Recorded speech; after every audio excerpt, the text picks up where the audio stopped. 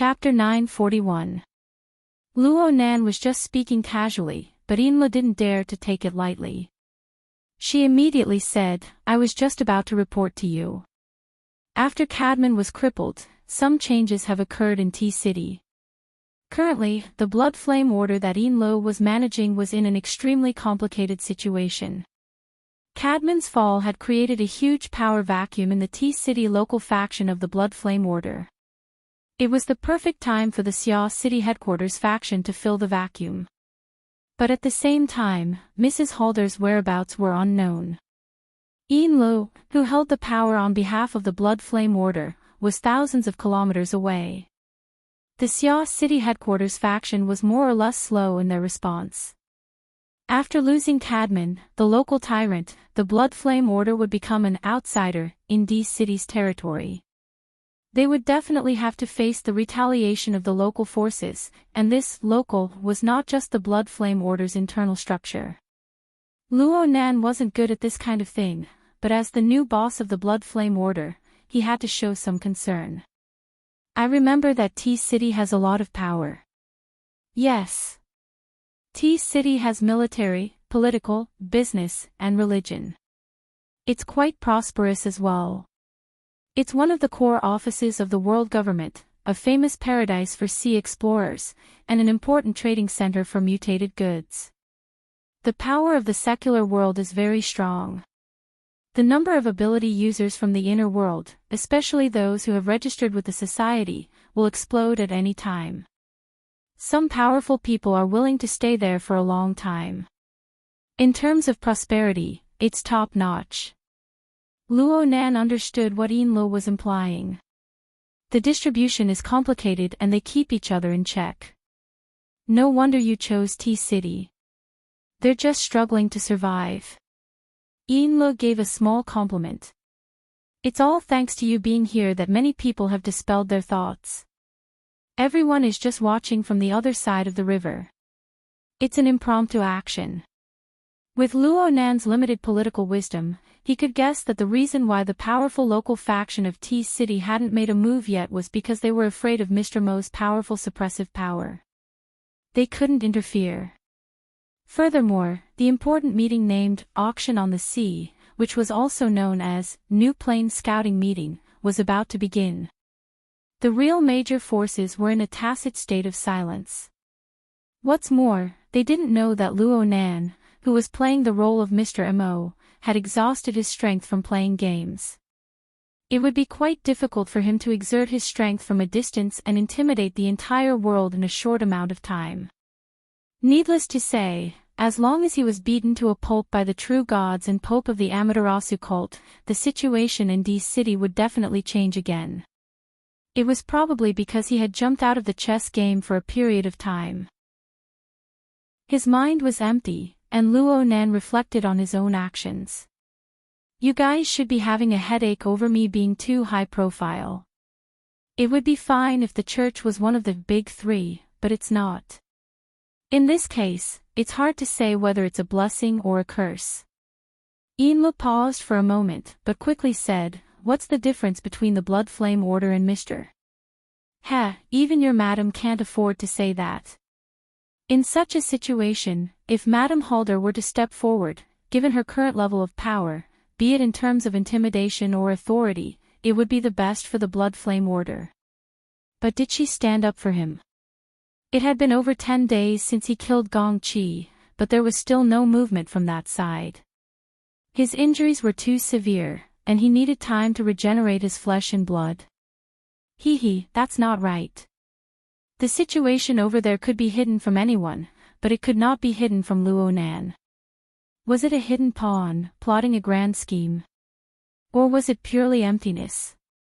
It was said that many people would be dominated by a so-called feeling of emptiness for a period of time after they completed a certain long-term goal. Unfortunately, Luo Nan was unable to empathize with them. As he continued to advance in the process of opening up formatting theory, the resources he grasped continued to accumulate. Inexplicably, his enemies grew more and more numerous. They filled the entire world. Right now, he didn't even need to use his own motivation. there were naturally people who forced him forward. In the eyes of many people, his behavior was relatively easy to predict. Madame Halder was different. In a certain sense, Luo Nan could dominate Madame Halder, but he was still unable to understand her thoughts. Complicated. Truly complicated. In comparison, there were also life and death trials. Being a maintenance soldier in the game's scene was far simpler. Yinlu didn't know Luo Nan's current situation and mentality, but she knew what Luo Nan was most concerned about. She felt that the topic of the Order's governance and survival wasn't suitable to continue, so she changed the topic.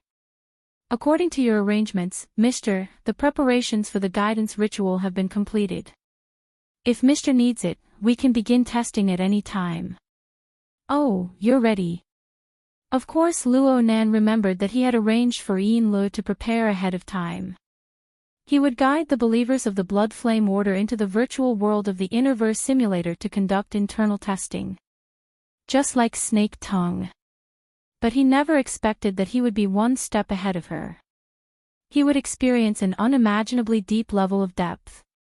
His thoughts naturally drifted toward the Blood Soul Temple in the Abyss District. He looked at the relevant arrangements. His soul strength had shrunk greatly.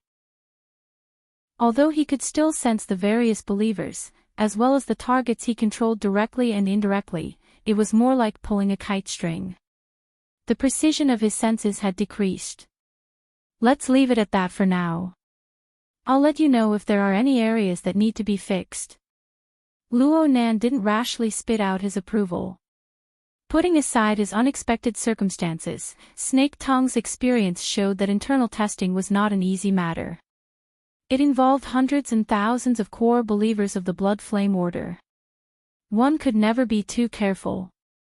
Plus, everything could only be carried out after the Immerse simulator was rebooted. Luo Nan unconsciously sighed after hanging up. Time passed by the minute and second. The virtual plane that he hoped to bring out had yet to truly begin. It would be a lie to say that he wasn't anxious. Fortunately, from the game scene, Luo Nan was more willing to say that he had obtained a large amount of knowledge, and experience from the Vanguard Planet No. 4 relay station. It had diluted his anxious mood to a large degree. He even had the mood to consider. It was admittedly convenient to guide the believers of the Blood Flame Order through a ritual to converge their thoughts. But the collective model that he had seen so far wasn't considered too brilliant, especially when compared to the Heavenly Yuan Empire's military. But the environments of the two were different.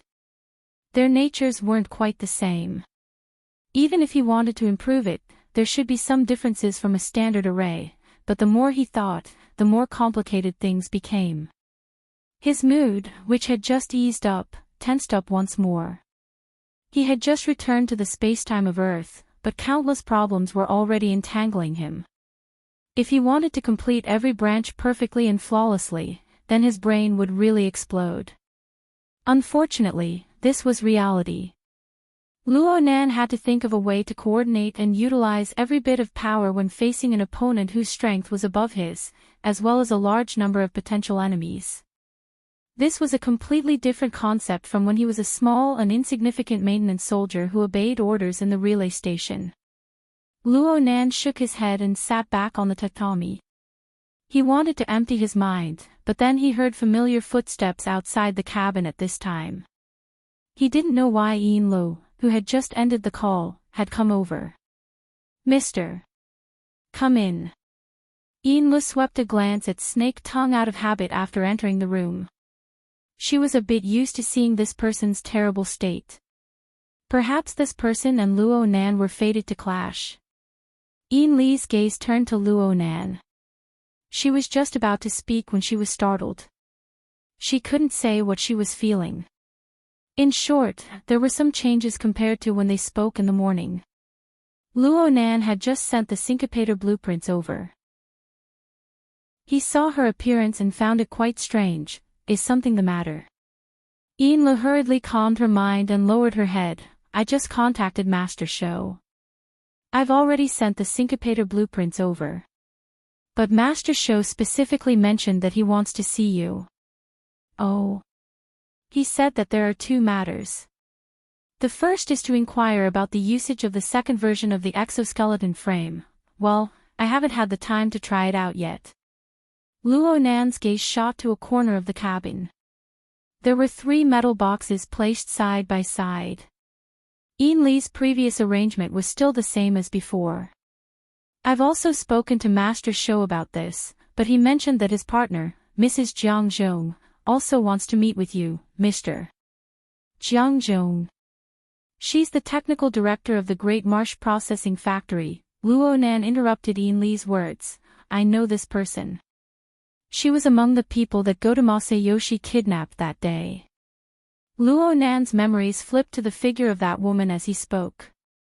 Most of the time, she was a quiet and low-key woman. She wasn't too eye-catching. Don't forget that Luo Nan spent most of his energy on the distant confrontation with the Pope and the true God. He also spent his energy on the high-level conference of the inner world that was convened at the same time. For him to be able to notice this person under those circumstances proved that this person possessed some sort of attractive quality that attracted his psychic senses. Or perhaps, replacing the word quality with inharmonious or doubtful point wouldn't be a problem. Luo Nan ran through the image of Jiang Zhong in his mind and asked Ian Lo, did she say why she came looking for you? Ian Lo shook her head slightly. Master Sho didn't speak in detail.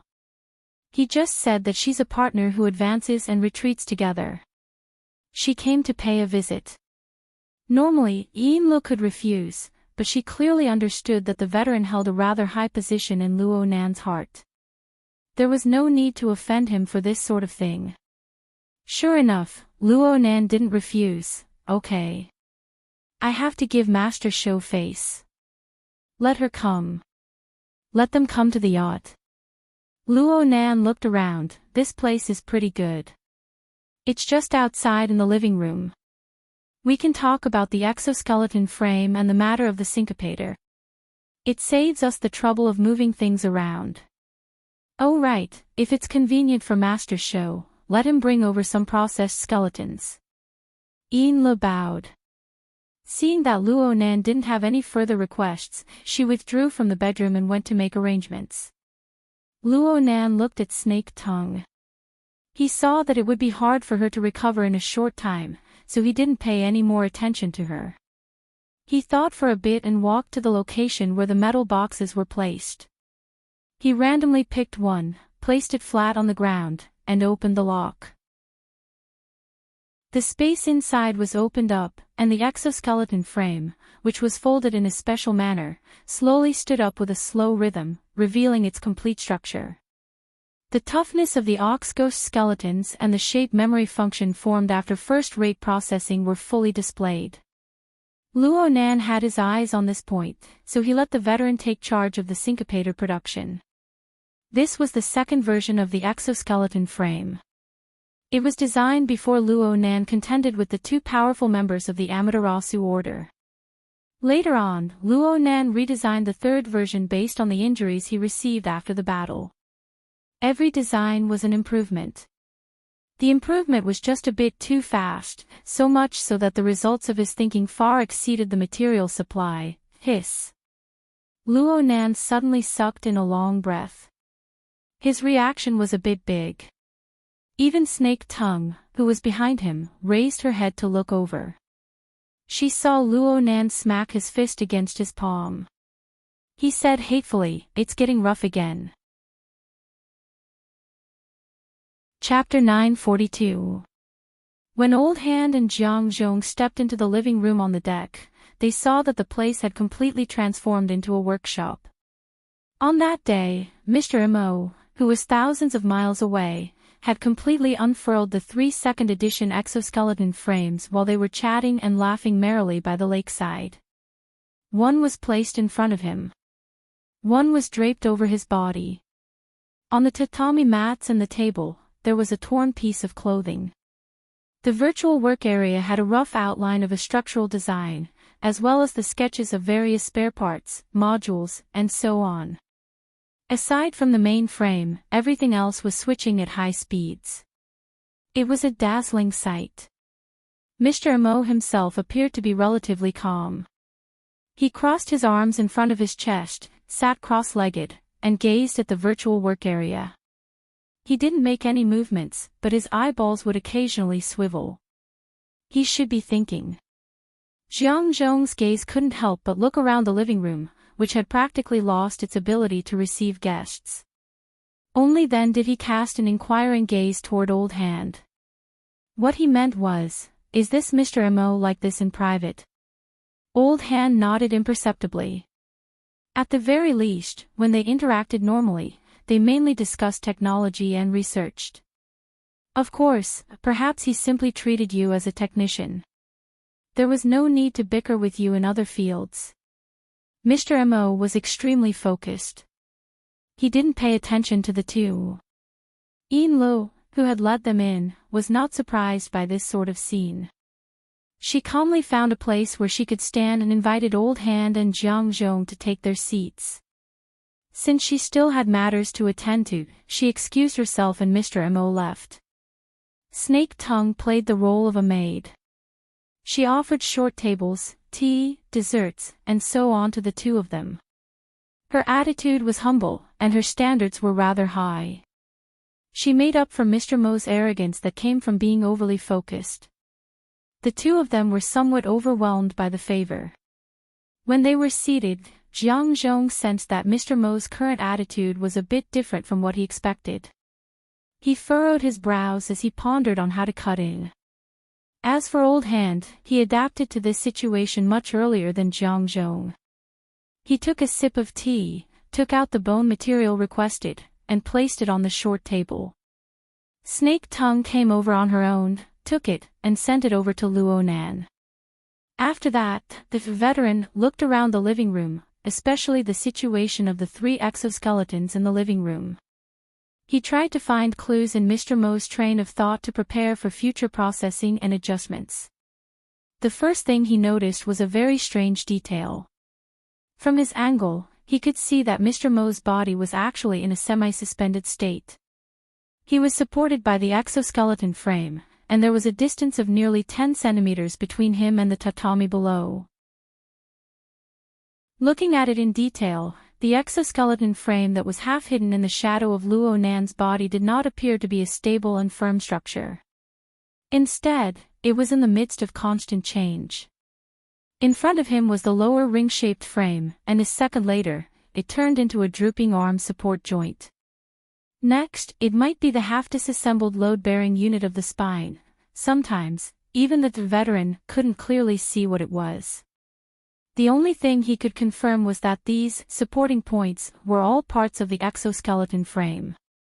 They were under Mr. Mo's control, constantly mobilizing and adjusting.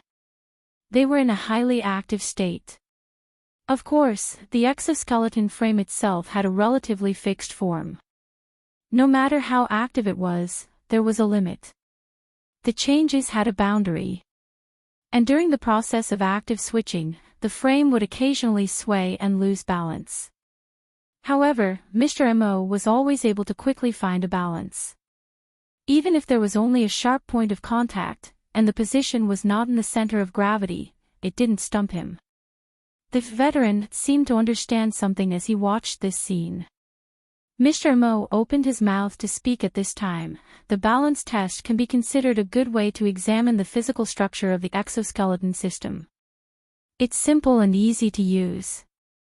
It's not expensive. The veteran had already entered a state of mind.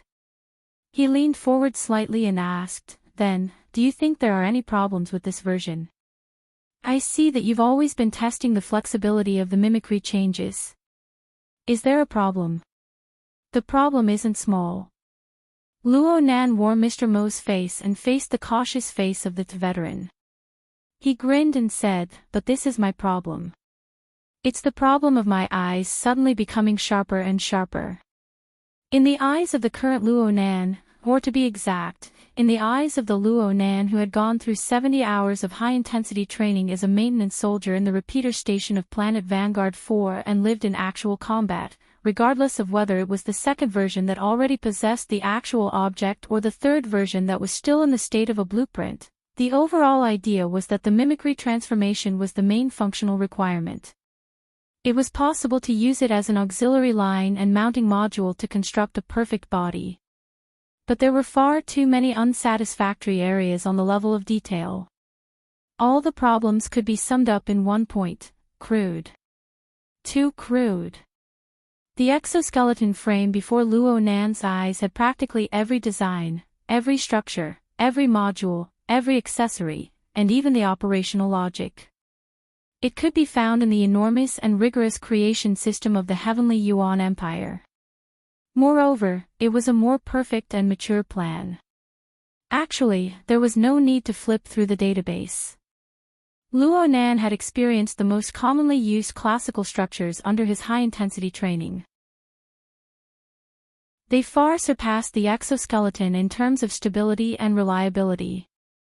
Even if there were material limitations and a certain degree of incomparability, the difference between the two was as great as the distance between Vanguard 4 and the Crimson Wool Rift from the perspective of pure design philosophy. It didn't need to cross galaxies, but it should be measured in light years. Luo Nan's state of mind was quite good. He even patiently explained to the veteran, the design of the actual object and the design of the configuration are different.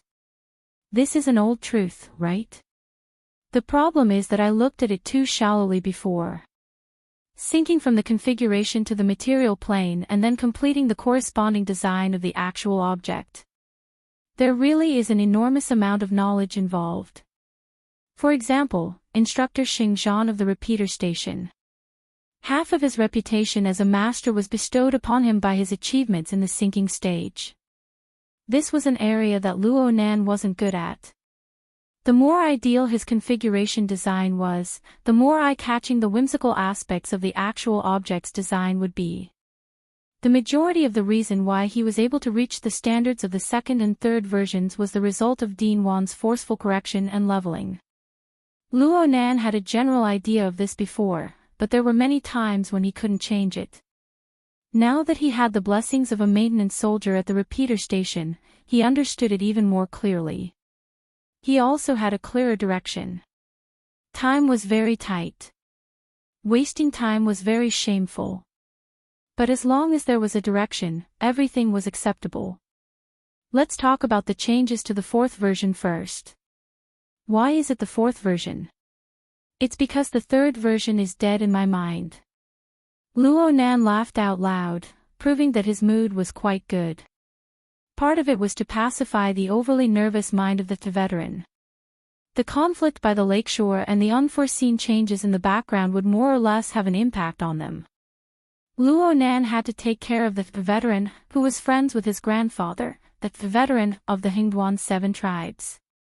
The veteran relaxed a bit, but he didn't dare to treat Luo Nan lightly. He turned on the recording function of his wristband and listened attentively. At this time, Jiang Zhong gave a slight bow and spoke softly, "Apologies. I'm going to the restroom." This was clearly to avoid arousing suspicion. Luo Nan didn't mind at first, but Jiang Zhong had the intention. He wouldn't refuse, so he nodded. Snake Tongue understood and went forward to greet him. Jiang Zhong had already stood up by now. He turned around and politely thanked Luo Nan before following Snake Tongue. A woman's time in the restroom could always be easily adjusted. She could look at herself in the mirror and touch up her makeup. It wasn't a problem for her to go from 5 minutes to 50 minutes. However, Jiang Zhong wasn't someone who was used to carrying cosmetics on her. She had come here today because she had heard the news from the veteran. The two of them directly left the workplace. She was only wearing her everyday light clothes. In the eyes of some people, this was already quite rude. Jiang Zhong just washed her face and stared blankly into the mirror. Several droplets of water splashed onto the surface of the mirror, reflecting an ordinary and intellectual face. Her eyes were dazed for a moment. Only then did he recognize that it was him. His fingers slid down from his cheeks, slowly moving to his neck, and then along his collarbone to his shoulder. On his thin and slightly stiff shoulder, he could feel the texture of the fabric, but there was also an additional force silently pulsating there. A rhythmic knocking sounded on the door. Jiang Zhong instantly came back to reality. He hastily wiped away the remaining droplets of water on his cheeks, adjusted his breathing, and opened the door. He spoke to Snake Tongue at the door. "Apologies. I've kept you waiting." Snake Tongue bowed slightly. She was still like a dutiful maid. However, the words that flowed from her lips and teeth at this moment had more or less surpassed her status. "Mrs. Jiang is quite familiar with the layout of this place." Jiang Zhong was a bit startled. He immediately replied, "It's because this yacht used to be under Mr. Matsudaira's name. I've come here a few times." "Yes, Mr. Matsudaira Yoshio is Mrs. Jiang's investor." "Have the two of you known each other for a long time?" "Yes, quite a long time." Jiang Zhong unconsciously sighed as he spoke. "It looks like this is a story related to friendship." "I spoke too much for a moment. Customer, please don't mind." Snake Tongue didn't say anything else. She took small, traditional steps and raised her hand to lead the way for Jiang Zhong. Soon, the two of them returned to the messy living room. Luo Nan and the veteran were already nearing the end of their conversation. "I need to finalize it within 6 hours. I know this isn't easy, but I still need to do it. Just like before, I'll first build a test machine. I'll pile one up regardless of the cost." Luo Nan really did have an urgent need for an exoskeleton frame. After all, the perfect body was the prerequisite for his current strongest state. Especially since his soul strength had been completely consumed and needed time to replenish, he needed to be by his side at all times. 6 hours. 6 hours it is. The veteran didn't know what sort of environment Luo Nan was in after he delivered the 3 exoskeleton frame version 2 equipment. He didn't know what sort of life Luo Nan had lived through, nor did he know what sort of challenges he would face in the future. But as he communicated with Mr. Mo, he gradually discovered that the small tacit understanding he had built up with Mr. Mo over the past few days was torn apart. He needed to wring his almost dry brain to squeeze out more nutrients to keep up with the pace of this powerful and mysterious client. His expression was a bit bitter right now, but the toughness he had polished in the wilderness prevailed. He gritted his teeth and agreed. "There's also the syncopator. This needs to be faster." During this time, Luo Nan had already seen the sample of the processed bones that the veteran had brought over. After Dean Wan's technological improvements, there were no problems applying it to the syncopator. And the classic design of the syncopator had its own blueprint, so he didn't need to worry about it. The matters related to production and manufacturing came to an end. With a slight thought, the deformed exoskeleton frame on his body was taken off. Snake Tongue came over to sort it out. Jiang Zhong had already taken his seat once more at this time. Luo Nan turned his face to face Jiang Zhong. He got straight to the point.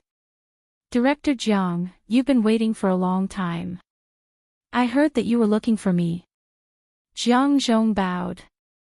"Please forgive me for taking the liberty to disturb you, sir." Luo Nan laughed. "I wouldn't go so far as to disturb you." He sized up Jiang Zhong as he spoke. It was said that this woman was quite accomplished in the field of genome engineering. She was also engaged in experiments that violated ethics. No matter how one looked at her, she was an introverted and shy woman. She was a typical technician who wasn't good at socializing. The polite words at the tip of her tongue were stiff. For her to specially come looking for him under these circumstances could only mean that the matter she wanted to express was extremely important. At least this was the case for her. Luo Nan was a bit curious. He said, "I know that you and Master Shou are partners in close contact. With this layer of relationship, we don't need to be too polite. Just speak your mind and increase efficiency." "Yes. Thank you, Mr. Mo. Jiang Zhong took a deep breath and bowed once more. This time, the extent was even greater. I've come this time in hopes of obtaining the tissue sample of Mr. Mo's summoned creature, the mush-mouth ape. Please. Chapter 943. Jiang Zhong's voice trembled slightly at the end of her words, but the words that came out of her mouth were still expressed clearly. The most important thing was that the contents of her words were truly unexpected. Luo Nan never expected that she would make such a request. He subconsciously looked at the veteran. The veteran had just arranged a production task for the factory. He saw Mr. Mo cast a gaze at him. What else could he do but smile bitterly? This was interesting. Speaking of which, ever since Luo Nan publicly summoned the mush-mouth ape, this was the first person to come knocking and ask for it. It must be known that this was a key target linked to the new plane. Who knew how many people were drooling over the idea of getting their hands on it? But they were intimidated by the power displayed by Mr. Mo, and the fact that the summoned creature came and went without a trace. They could only watch helplessly from the side. What kind of path did Jiang Zhong have? She actually came knocking on his door like this. Luo Nan felt that this was a bit absurd. He laughed and asked her, Director Jiang, is this request of yours personal in nature or business? Personal, Jiang Zhong blurted out in response. Oh, so it's like this. Luo Nan declined to comment. Luo Nan knew about the conversation between Snake Tongue and Jiang Zhong. Snake Tongue's actions were carried out under his tacit approval. However, this lady's position was far too vague. It was just like the appearance and temperament she displayed. They were separated by a layer of faintly discernible mist. It was like Luo Nan himself was covered by a veil of invisibility. Luo Nan decided to start with the most basic of questions. Director Jiang, you've seen Yuan X. Oh, this is what I call the mush-mouth ape. You should have heard me say it when you were next to me. Its volume isn't small, but it's an energized existence. What do you mean by a tissue sample? Jiang Zhong felt that she had already crossed a bottleneck when she wasn't blasted out by Mr. Mo on the spot. The nervousness in her heart eased a bit. She gently adjusted her breathing to make her voice a bit clearer. Mr. Mo, it's like this. I observed the mush-mouth ape back then. It possessed an overall structural stability on the material plane. I have mastered a technique that allows me to cut out a basic unit from the bottom of the structure. I can preserve the basic structural properties without damaging the entirety of the structure, and I can maintain it for a certain amount of time for research. Luo Nan was astonished. You had ideas about it back then. Jiang Zhong was a little embarrassed. He lowered his head and said, I've considered it. After all, it's related to my research. Luo Nan ran a circle through his mind. It was said that different professions were worlds apart. He didn't quite understand what Jiang Zhong's so-called technology was. He also didn't know the specific contents of her research. He just felt that this didn't seem to be the field of genome engineering. You're researching the mush-mouth ape or a similar mutant? It's hard to say if this thing is considered a mutant. According to his understanding of the lousy mouth ape, this kind of pure energy structure was more like an idealized collection of configurations. If he were to do it, he would have to start from the thinking of configurations and dismantle it from top to bottom or from bottom to top in order to keep the meaningful parts. Obviously, this was not going to be easy. From top to bottom, it was like decomposing a large number into prime factors with bare hands. At first glance, the principle seemed easy to understand, but when the quantity and complexity of the number exceeded the threshold, the human brain would explode.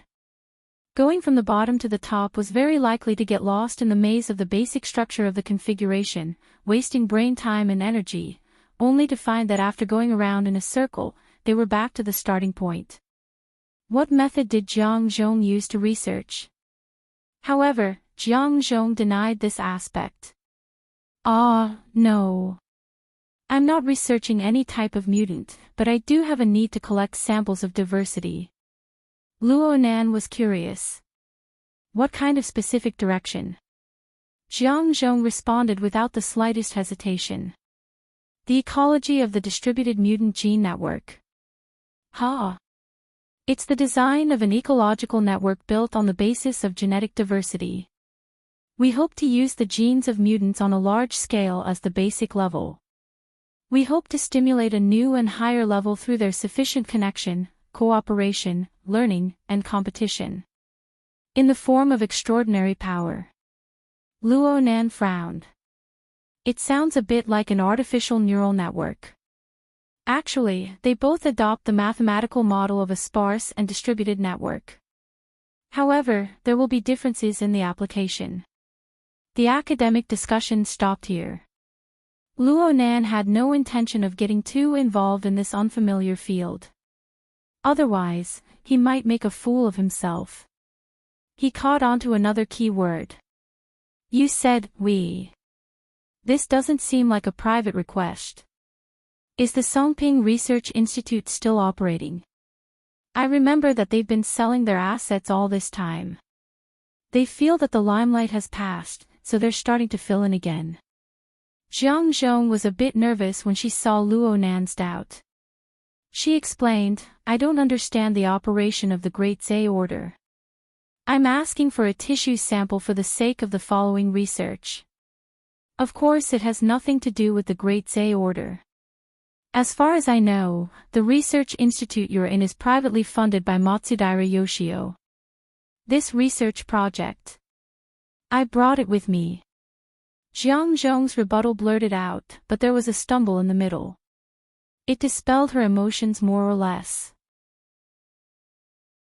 Then her voice weakened a bit, but it was still a lot harder than before. I've already signed an agreement with the Research Institute. They've only obtained the patent related to the field of directional induction for this project. The rest is still with me. That should be the most valuable part. Research results often keep a distance from a should. Veteran coughed over and over to the side. Jiang Zhong finally came to her senses. Her emotions had gotten to her head. Her face was a bit pale. She tried to apologize, but she didn't know what to say for a time. On the other side, Luo Nan saw that Jiang Zhong was so nervous that her fists were clenched, but her body movements were still forcefully not falling apart. The key thing was that veteran was smiling at the side. He looked at Luo Nan with an impatient expression. Luo Nan's heart softened, and he eased up with a sentence. Never mind. I'm not interested in how you guys sign the agreement. If it's the employer behind you, it'll be a bit interesting. Employer. Jiang Zhong was still too nervous, so much so that she was a bit slow. Veteran comforted her again. Mr. Mo, are you talking about the LCRF? Jiang Zhong immediately reacted. Indeed, with the level of strength displayed by Mr. Mo, the size of the Great Zay Order was indeed not within the scope of his attention. Those that could be linked to him were certainly of a higher level. For example, behind Matsudaira Yoshio's private research institute was an even larger investment organization, the LCRF, which was also known as the Life Cycle Research Fund. Luo Nan had diverted the topic. Veteran was naturally willing to cooperate. He intentionally used chatter to ease up the atmosphere. I'd say that the LCRF isn't very interested in Jiang Zhong's research. The uncertainties are too strong, and it's a long and drawn-out project.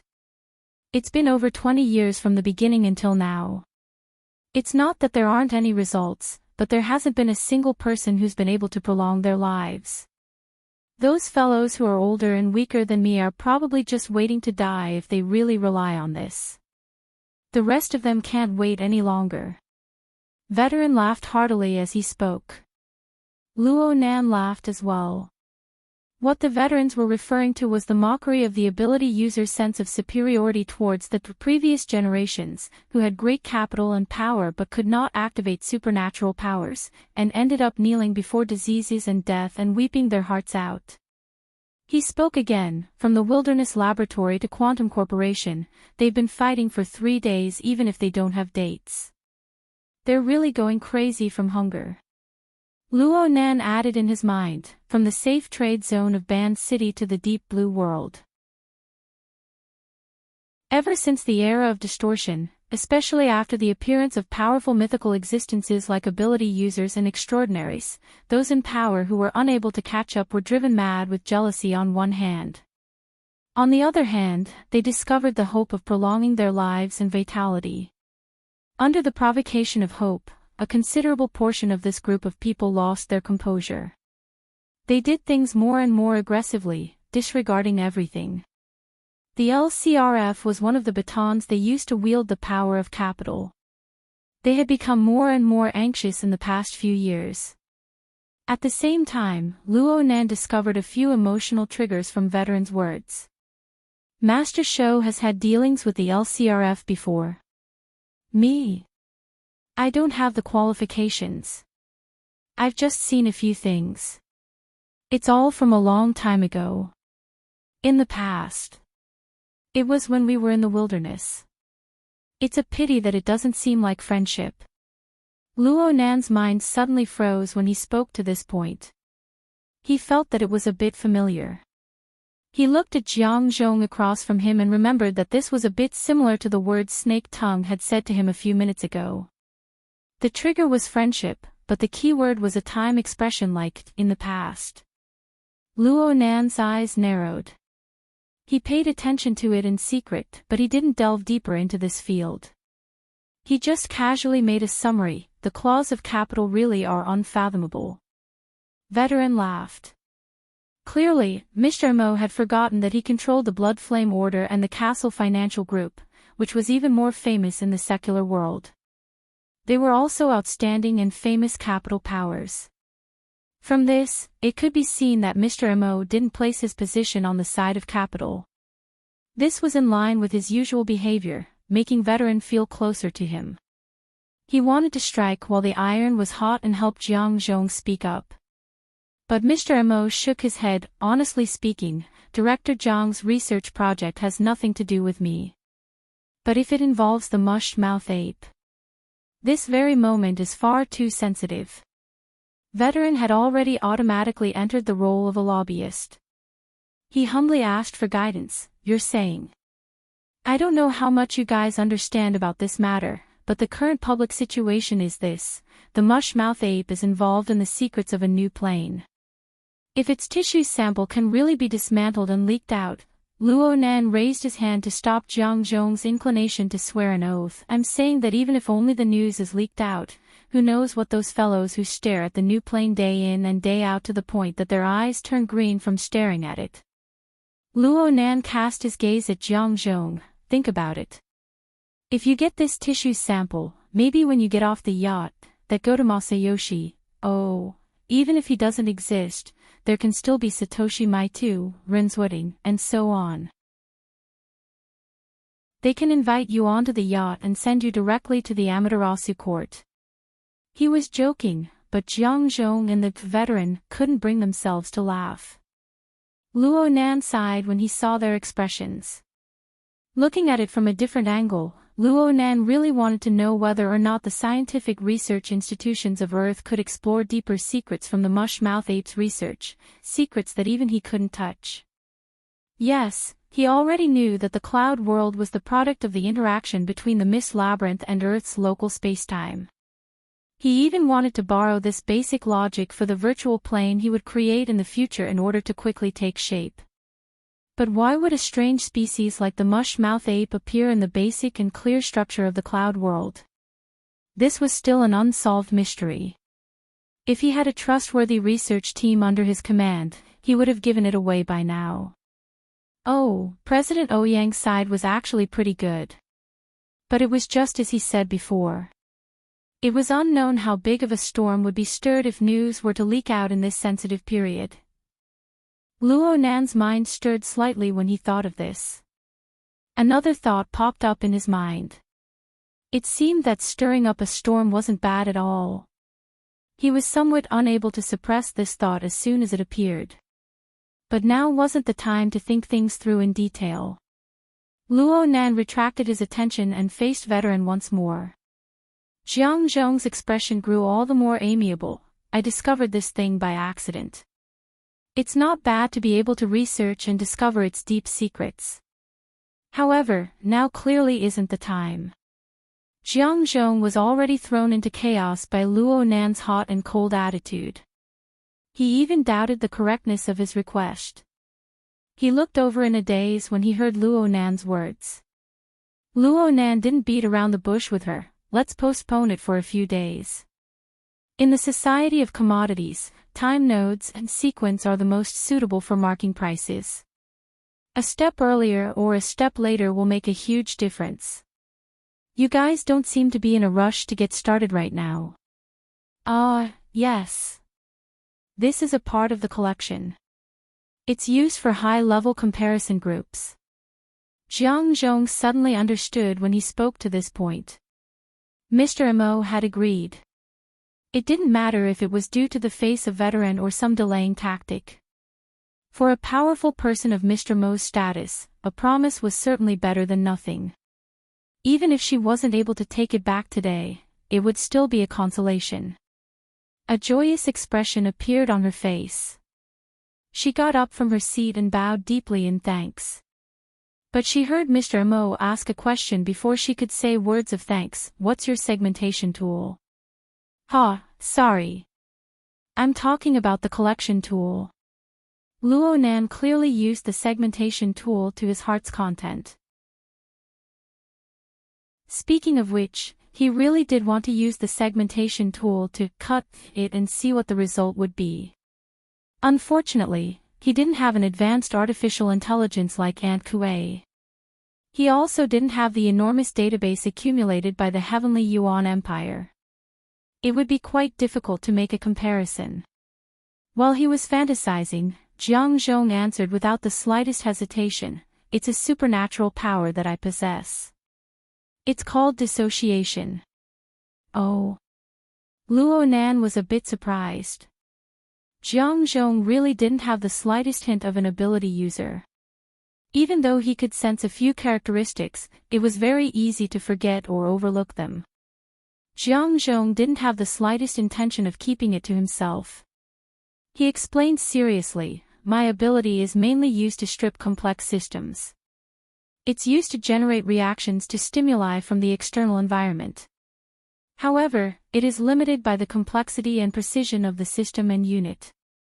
Can you demonstrate it? Of course. Jiang Zhong immediately agreed.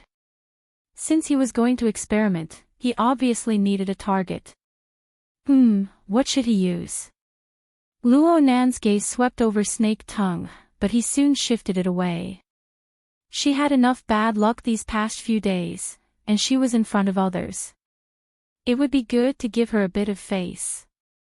He himself wasn't suitable. Veteran was a guest. He couldn't really bring out Yuan X. Luo Nan's thoughts spun a few times, and he came up with a plan. He snapped his fingers, it'll be this little thing.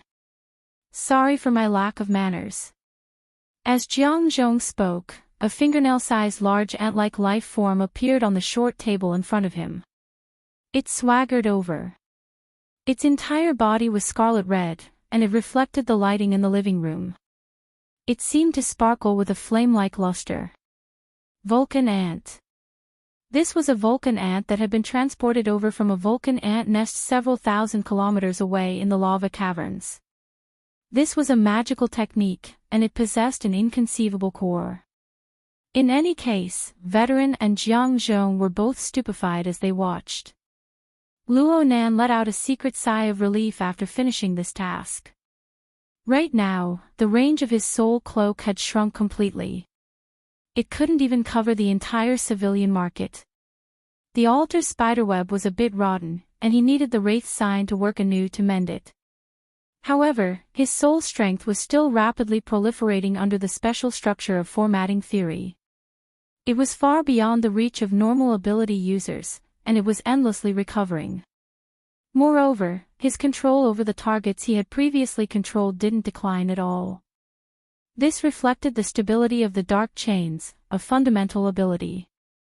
Completing this fixed-point transmission basically clarified the bottom line of his strength. Back to the matter at hand, the Vulcan ant was a social mutant species. It was controlled, small in size, and simple in internal structure. It was quite suitable to be used as a target for a demonstration. Luo Nan looked at Jiang Zhong, but Jiang Zhong was stupefied. Is it too small? Ah, no. I've done it before. Jiang Zhong raised his head and quickly swept a glance over. Then he lowered his eyelids. His breathing and heartbeat were a bit chaotic, but he still extended his hand toward the Vulcan ant. The large ant, which seemed to be flowing with a bloody glow, followed along Jiang Zhong's finger under Luo Nan's telepathic command. It climbed all the way up and quickly climbed to the hollow of her palm. Jiang Zhong adjusted her breathing once more. Then she closed her palm and fingers, then separated them a moment later.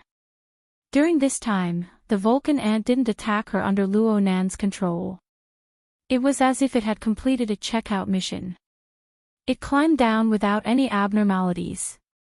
It's done. Jiang Zhong's voice was a bit shaky. Perhaps it was due to the consumption of energy from using her ability. The veteran to the side had already seen this sort of scene many times. He coughed and wanted to open his mouth to explain. But Luo Nan didn't need this. He had already captured the undetectable red dot in the hollow of Jiang Zhong's palm through his keen perception. This is a parasol sac. From the perspective of the mutant Vulcan ant, the parasol sac was no longer a place to store food. Instead, it was an existence that had mutated into an ammunition warehouse. The semi-finished neurotoxin stored here could form a powerful zombie virus that dominated the target's nervous system through mixing with the secretions from the gland, tail, and other different areas. It could also be used as a stimulant to stimulate the individual's energy. At the same time, it was an important additive for the pheromone needed for collective activities. It could be said to be one of the most critical organs. Luo Nan looked at the Vulcan ant on the short table. It was actually at a loss. Luo Nan nearly applauded. What a marvelous displacement. Upon closer examination, there should be some subtle spacetime-related elements within. But the most marvelous part was the instantaneous deconstruction and reorganization of the local tissue. Unfortunately, the details were quite chaotic. There seemed to be quite a bit of redundancy. It was yet another black box. Over on Earth, as long as supernatural powers were involved, many had the characteristics of a black box. They knew how, but they didn't know why. In the end, it was because the structure wasn't systematic and the research wasn't deep enough. In any case, this was a very interesting ability. If used properly, it could even be a very terrifying ability. Luo Nan felt that he didn't lose out by being able to see this demonstration. Chapter 944. Old Hand and Jiang Zhong left. As they exited the cabin, they bumped into Yin Lu, who had sent them over. Yin Lu politely wanted to send them off the airship, but they refused. Basically, the two bid farewell in a calm mood. This was in line with Luo Nan's expectations. Sir's heart is too good. Yin Lu said this as soon as she entered. She was suspicious of flattery, but part of it was from the bottom of her heart. She hesitated for a moment before saying, "The human heart is subtle. If Sir's attitude is too kind, it might not be a good thing for them." Luo Nan was arranging the parts around him, trying to piece them back together. He didn't even raise his head when he heard this. Master Shou isn't that kind of person. As for Jiang Zhong, he doesn't seem like one either. His words were uncertain, but his tone was flat. This was because this wasn't the main point of Luo Nan's attention. In comparison, he felt that the relationship between the two was more worth exploring. The friendship between Master Shou and Jiang Zhong is extremely deep. It's not at the level of an ordinary collaborator. Enrich pulled out the relevant information. Yes, it's closer than what the information shows. However, Master shows Hingguan 7 Tribes has a much more tense relationship with Jiangzhong. Their relationship with Jiangzhong is the relationship between a researcher and a lab rat. A considerable number of people have a very bad impression of Jiangzhong. On the day she and Master Shou were kidnapped, some people even suspected that it was a trick she played. Luo Nan's hands didn't stop assembling. He just spoke a bit slower. Under normal logic, even if the researcher felt pity for the lab rat, it's unlikely that the researcher would develop a friendship and relationship with the lab rat. That would be far too difficult. But the facts are there. How did this friendship come about? And when did it come about? Enrich roughly grasped Luo Nan's train of thought. She tried to make a judgment. If we exclude some complex physiological and psychological factors, pushing the time forward is more logical.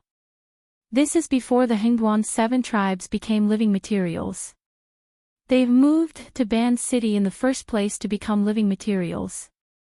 Nominally, it was to provide social relief to the nomadic tribes of the wilderness that had suffered from the mutant infection. But in reality, everyone was clear. The research organization of Ban City's trade market wouldn't give them the time and space to make friends. Then we can only push it forward. The wilderness. Luo Nan said.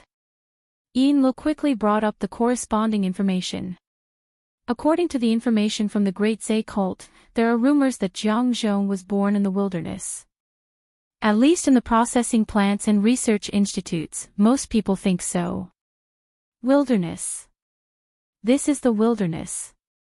Luo Nan paused his assembling actions for a moment. Then he casually swept his hand and cleared the table in front of him, letting the spare parts scatter to the ground. Then, he took a fake vertebra joint used on load-bearing ridges and placed it in the middle of the table. What we can be 100% sure of is that before Master Shou came to Ban City, he was in the wilderness, in Spring City, near the Hingguan mountain range. If Jiangzhong got to know him in the wilderness, it's most likely here. Luo Nan placed another bionic joint on the table, placing it together with the one representing the veteran. He thought for a bit and separated them a bit. Using a veteran to anchor Jiangzhong in her range of activities was a little arbitrary. Enrich continued, the same source of information indicates that the president of the Dazawa Society, Matsudaira Yoshio, is a close friend of Jiangzhong, and it might even be a little ambiguous. The beginning of this relationship should also be in the wilderness. Matsudaira Yoshio, huh? Luo Nan had seen Matsudaira Yoshio's information before. It seemed that Matsudaira Yoshio was a powerful character, but Luo Nan's impression of Matsudaira Yoshio was still fuzzy in his mind. What attracted Luo Nan's attention was that Matsudaira Yoshio had once roamed the wilderness for a considerable amount of time. It was just that Matsudaira Yoshio was very secretive about where he went and what he did. Then again, no matter what sort of person Matsudaira Yoshio was, the friendship forged between him and Jiangzhong in that complicated and dangerous environment had been tempered for so many years. Most likely, it was true friendship. He swept a glance at Snake Tongue. There was still another piece of circumstantial evidence for this matter. Luo Nan's thoughts entered a state of linear deduction. A long time ago, a friend in the wilderness. There were far too many possibilities in terms of specific locations without the anchor point of a veteran. However, if Old Hand was added, Luo Nan would have to seek an intersection, and the range would suddenly narrow. But then, Luo Nan picked up another bionic joint and placed it on the table. Could Matsudaira Yoshio and veteran be old acquaintances? There's no evidence to prove this. Yeah. Wouldn't the relationship be too complicated if he followed this line of deduction? Could it be that Jiangzhong and even Matsudaira Yoshio were old acquaintances? Luo Nan grasped the bionic joint in the palm of his hand and flipped through the external neuron to search for information. In the past, Yuan had recently asked Dean Luo to search the information market for some information regarding his grandfather Luo Yuandao's scientific research ethics case. He would flip through it when he had nothing to do. Unsurprisingly, there were no records of any connection. And this was the most detailed information Luo Nan could find in the early days. As for the wilderness laboratory stage, it was the late 70s and early 80s. The world government was still in a difficult strategic defense phase against the mutants in the wilderness. They had practically no influence over the refugee powers. Even the intelligence organizations of the inner world didn't have many methods to deal with the chaotic and bloody wilderness. It was very difficult to gather intelligence. After going back and forth many times, Luo Nan felt that it would be better to listen to his aunt Luo Shuqing's memories. Forget it. I'll just pay attention for now. Luo Nan placed the third bionic joint on the edge of the table. He played it down on the surface, but he had already made a decision in his heart. He would wait until his mental plane's condition had more or less recovered. He would start from this angle and completely monitor Jiang Zhong and Matsudaira Yoshio's movements, or he could simply draw up psychic diagrams and attempt divination. He could see if he could erase the uncertainties from the perspective of supernatural powers. Oh, speaking of psychic diagrams, why did he come to Band City in the first place? With a thought, the exoskeleton frame's contents automatically switched out in Luo Nan's virtual workspace. What replaced it was Luo Nan's newest work in Xia City. It was on this psychic diagram that the luxurious jadeite light cruise ship was tapped, and a certain image was drawn. Yinlu knew that Luo Nan was deep in thought. She carefully controlled her breathing for fear of disturbing him. It was just that every time Luo Nan was deep in thought, there would always be some abnormalities around him. This time, aside from the contents of the virtual workspace being switched, the three bionic joints on the table were rolling under the influence of some invisible power until they spun and spun. There was also a blood red at the size of a thumb. It seemed to be the one that had been used as an experimental subject just now. It had crawled back from the opposite table. Unfortunately, its luck tonight was abysmal. It had just climbed onto the table when it was run over by a rolling bionic joint. Perhaps it hit its vitals. In any case, it immediately erupted with a blood-colored flame and was burned to ashes. Luo Nan's gaze locked onto the fire of the fire god ant that exploded and then extinguished, as well as the remaining ashes. He appeared to be deep in thought. And at this time, Yinlu noticed that Snake Tongue was silently retreating. Her eyebrows were knitted together, as if she had encountered some problem. Oh. There were some fluctuations in the mental domain. What's the matter? Even Yinlu noticed the abnormality on the mental plane. There was no need to talk about Luo Nan. He even confirmed the source of the disturbance. His gaze turned to Snake Tongue, and her figure paused. She lowered her eyes and said softly, reporting to my lord. It's Sui Jiawei, calling for help. Oh. Luo Nan had been staying at the trade market for the past few days, which was also the northern shore of Northern Mountain Lake. He had nearly completely forgotten about the big guy on the southern shore. But when Snake Tongue mentioned it, the image of the giant camphor tree spirit immediately appeared in his mind. Calling for help. Oh, I nearly forgot. What's the situation like with the powers of the Orders of Order of Band City these past 2 days? Yinlu replied, they're all unsettled. The Fusang Divine Tree system revealed itself that day, and it scared quite a few people. Plus, everyone says that the true God is in a terrible mood these past 2 days. There are a few more venting barrels and scapegoats in the dark. They're just venting barrels. Luo Nan didn't believe it at all. Speaking of which, what in the world were the Pope and the true God going to set up in Band City? What were they cooking? The current Luo Nan's insight and knowledge were different from when he first arrived in Band City. It didn't matter if they were aberrations or whatever. They were born with a spirit, received the power of faith, and could operate and evolve. This was already in the category of fantasy breeds. It wasn't just the Zhujiawei men. According to the taxonomy of species of the heavenly Yuan Empire, the so-called gods consecrated by the thousands of orders of Order of Ban City could be classified into the category of fantasy breeds. Yes, that's right. In the standard sense, fantasy breeds referred to creatures that didn't have a natural material foundation. They were pure creations of consciousness, desire, and information. However, in the actual process of development, there would often be a trigger in the distorted process of desire and cognition. There were also such examples on Earth, including mountains, rivers, trees, rocks, birds, and beasts, natural phenomena, and even ancient sages and heroes. All of these could become the cornerstone of faith. Of course, this was just the initial stage of fantasy breeds. Truly powerful fantasy breeds would inevitably break away from the shackles of concrete objects, physical properties, and images. They would expand their domain of influence as much as possible. For example, the magnetic optical mica.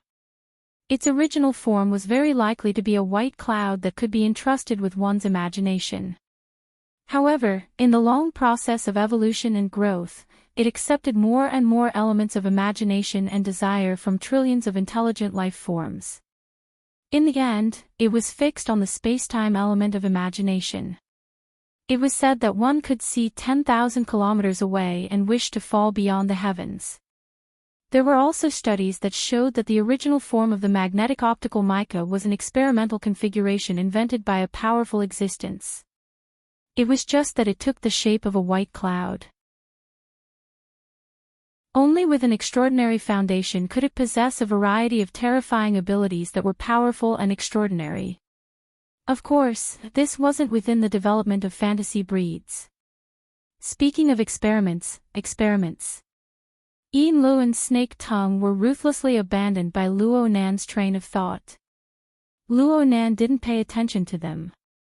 He just thought that he seemed to have heard Liang Lu mention something before. In history, fantasy breeds were indeed extremely important research targets. They were a kind of special transitional element.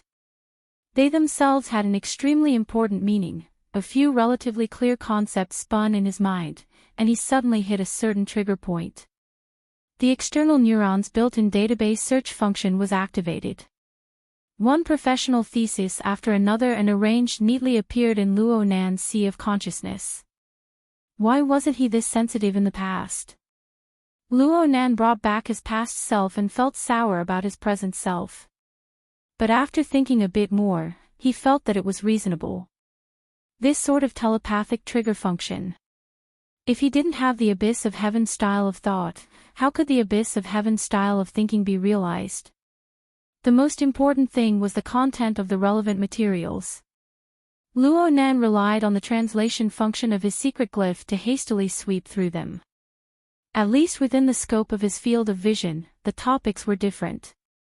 The keywords and introductions were more or less repetitive. Aside from the words fantasy breed, magnetic optical mica, and so on, there were other words like system, kingdom of God, medium, precondition, and so on. Did I search them? Luo Nan's gaze fell upon the article at the very top of the list, Configuration, Faith, and Great Limit, the rational reconstruction of historical evolution from ignorance to dawn, the magnetic optical mica chapter. Oh, I feel like this is a large work. A part of it. Luo Nan noticed this. Aside from being at the very top of the list, there was also the word, configuration, at the very top. But before he could translate the introduction a step further, he first noticed the author. This was a name that he wasn't familiar with, but he was rather sensitive to some time ago. Azure and Blue. Sean. Holy crap. Chapter 945. Zhan He, the Lord of Zhan He.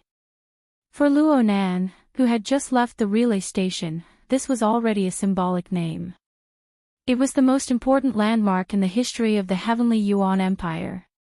There was no other. Luo Nan's knowledge of the Lord of Zhanhe's life was still rather vague due to the severe limitations of his knowledge regarding sacrifice. All he knew was that he was the founder of the Heavenly Yuan Empire, one of the most powerful beings in the universe. In fact, in the history of the Heavenly Yuan Empire, there was nothing wrong with the label of the Lord of Zhanhe being the most powerful being.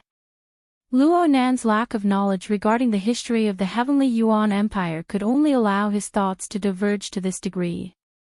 It was quite impossible for his eyes to be brimming with tears for the legacy of the founding emperor. Then, he thought of something more realistic. Authority. Such a character. Such a large card. The external neuron's strict authority settings. Were there no restrictions in this aspect? Luo Nan didn't feel that there were too many authority restrictions in the relay station. It wasn't that the restrictions were loose. Instead, within the precise and complete system, many meaningless reminders or obstacles had already become formless. If you couldn't see it, then you couldn't see it.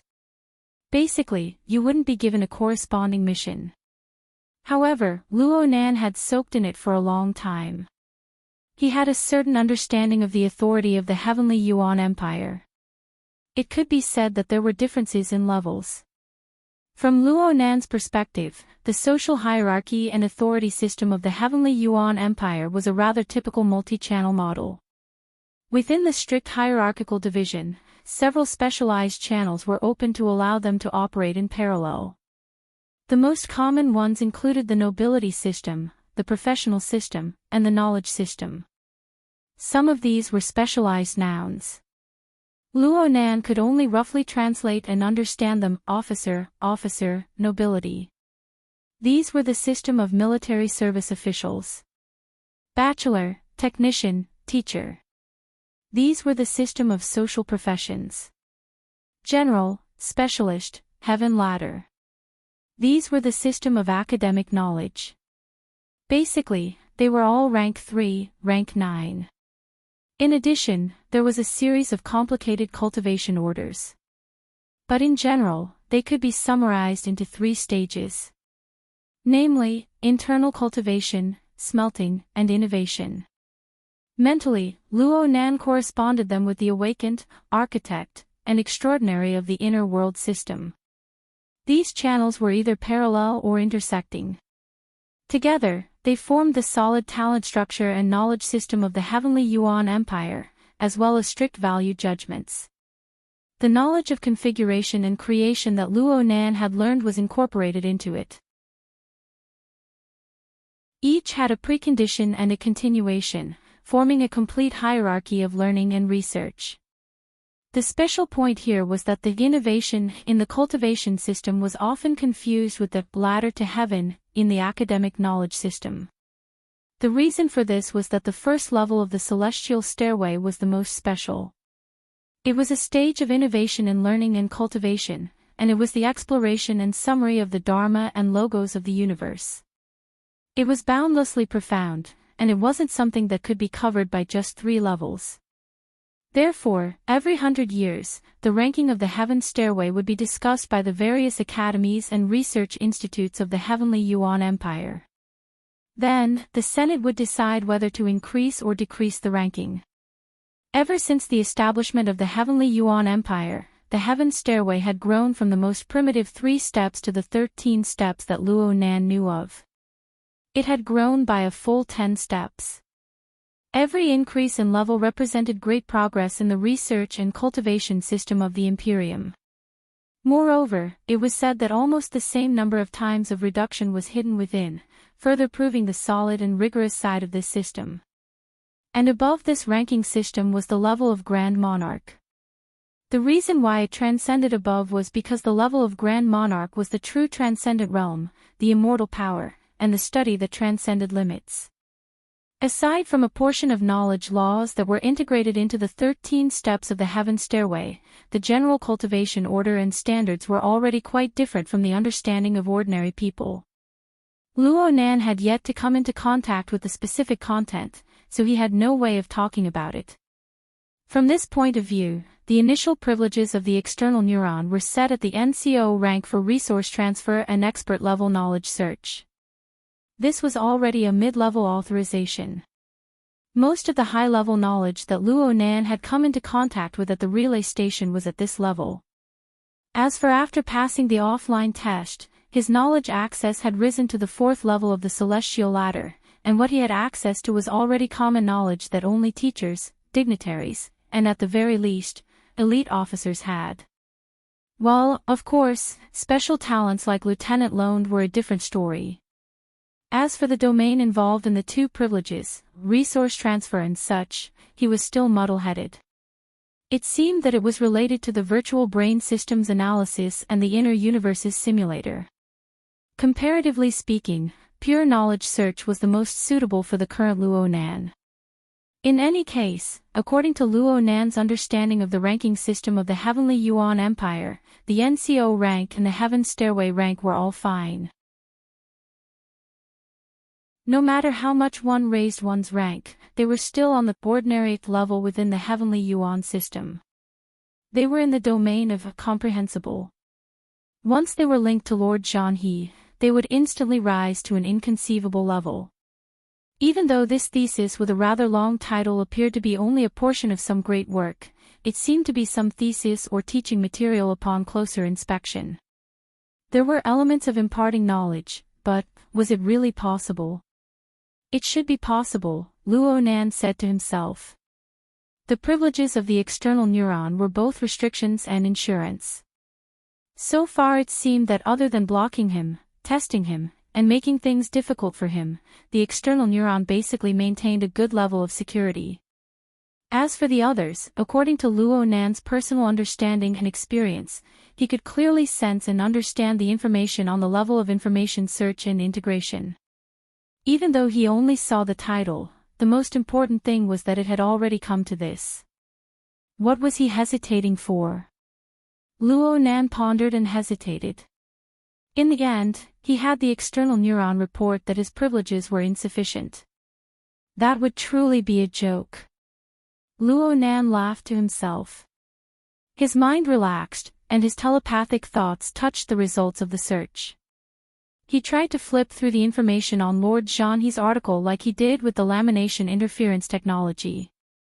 Luo Nan's consciousness became slightly dazed in the next second. A pop-up window appeared on the virtual brain interface, but it passed in a flash. It seemed as if nothing had happened. And this work, elaborated by the highest-level author, had already been released to Luo Nan. He thought that he would have to read, translate, understand, and so on, but there was none. Only bright sparks of electricity suddenly flashed within the haze of the mental plane. Right now, Luo Nan's mental plane was filled with haze. The corrosive process of the Sunwell absolute hell and the sinful poison pollution was still ongoing, forming an endless dense fog.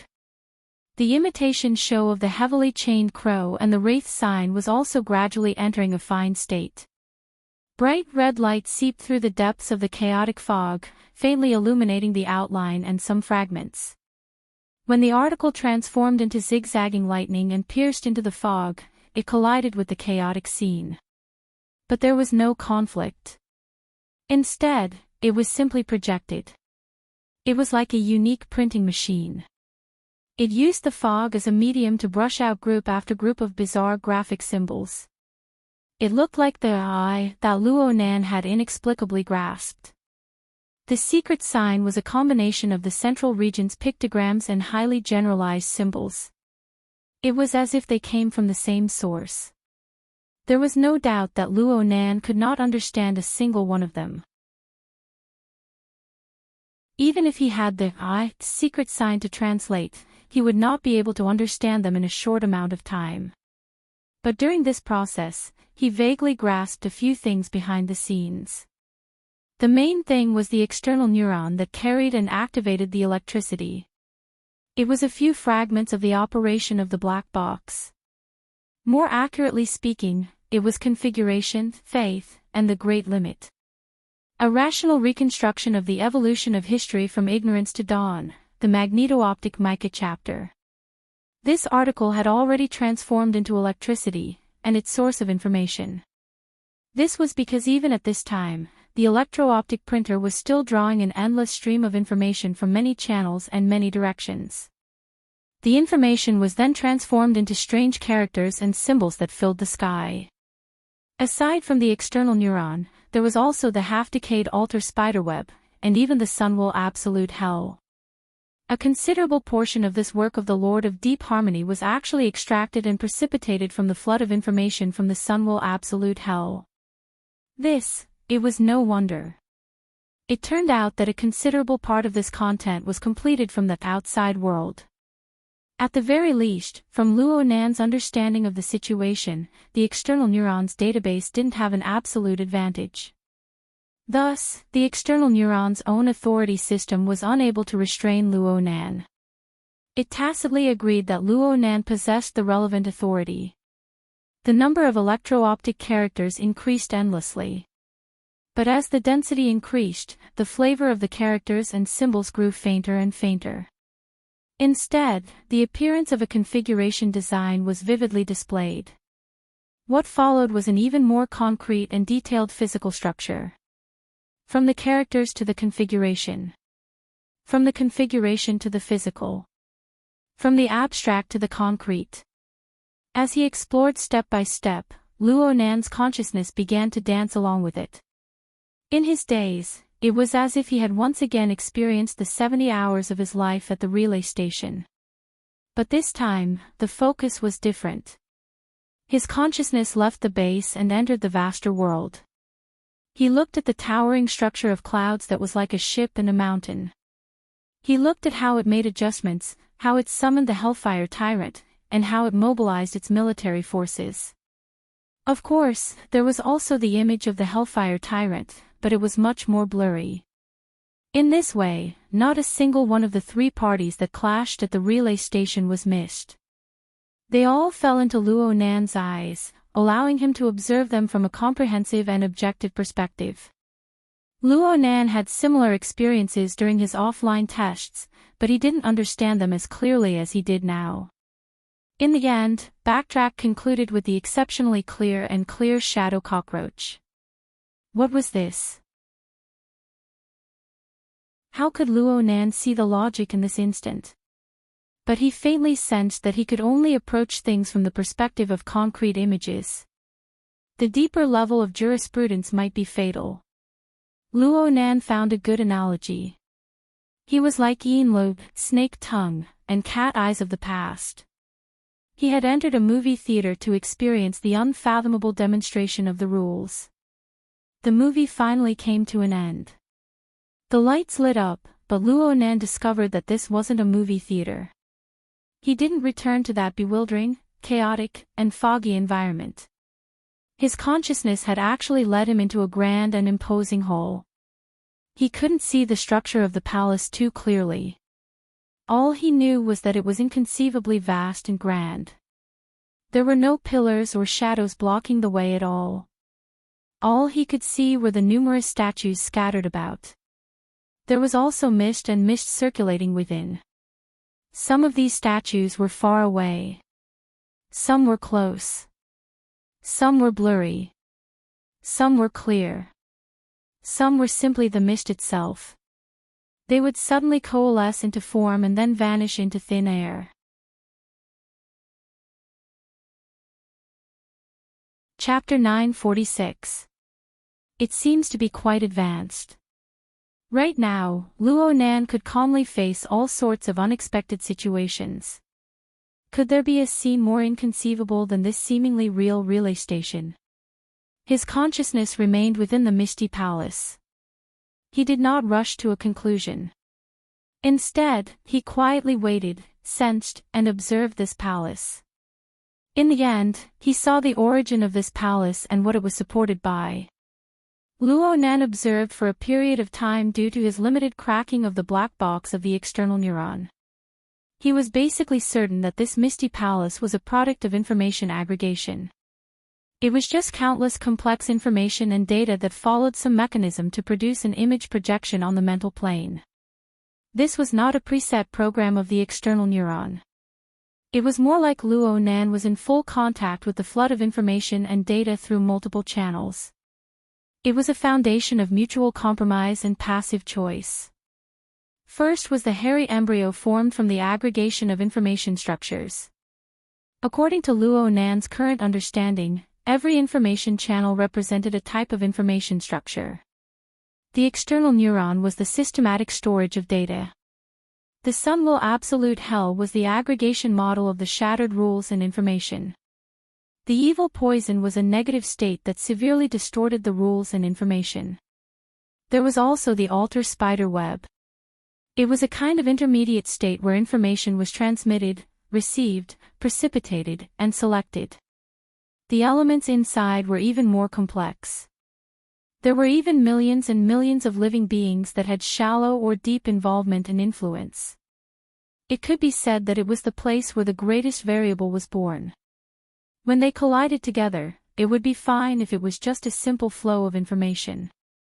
It was very likely that they would influence and pollute each other. In the end, they would become completely chaotic and become meaningless noise. The problem was that these completely different information structures possessed rather stubborn and established patterns, yet they possessed a similar foundation in a certain sense. They possessed a relatively unified source, and the effects and infiltration they carried out on each other possessed the meaning of order and rules. Luo Nan could understand and utilize them. Luo Nan believed that this was a good phenomenon. It had great potential. Perhaps in the future, when he encountered more similar channels or information structures, he could handle them according to the rules and form a pattern. There was nothing much to say about the more specific things. This was because what drove these information channels to fully combine was an academic article written by Master Zhanhe with an extremely long title. This could be considered a half-formed mold placed there. It naturally gathered and carried the powder of information. Even 1 out of 10,000 was enough to knead a hairy embryo from within. Well, the process of information structures permeating each other was more interesting. Next was the hairy embryo that Luo Nan had created himself. This was the process of becoming more and more familiar with the flow. Luo Nan was the central axis where all information converged. He was the small wooden stick that produced cotton candy. He stirred within the flood of information, allowing the chaotic information to interweave and form a shape that held fundamental meaning to him. Finally, it was another round of interaction, influence, and infiltration between the two hairy embryos. In the process, the overly profound rules and doctrines that belonged to the article were probed from the theoretical level, evolving into a configuration and turning into a concrete image when the cotton candy could not reflect it in time. Eventually, in the chaotic haze, the two hairy embryos melted and turned into the Temple of Fog. Luo Nan was truly just a hairy embryo. This included the structure of the Misty Palace. Luo Nan's current visible and perceptible form mostly belonged to the intermediate state between chaos and concrete form. It was just that there were a few individuals that looked a little more gorgeous.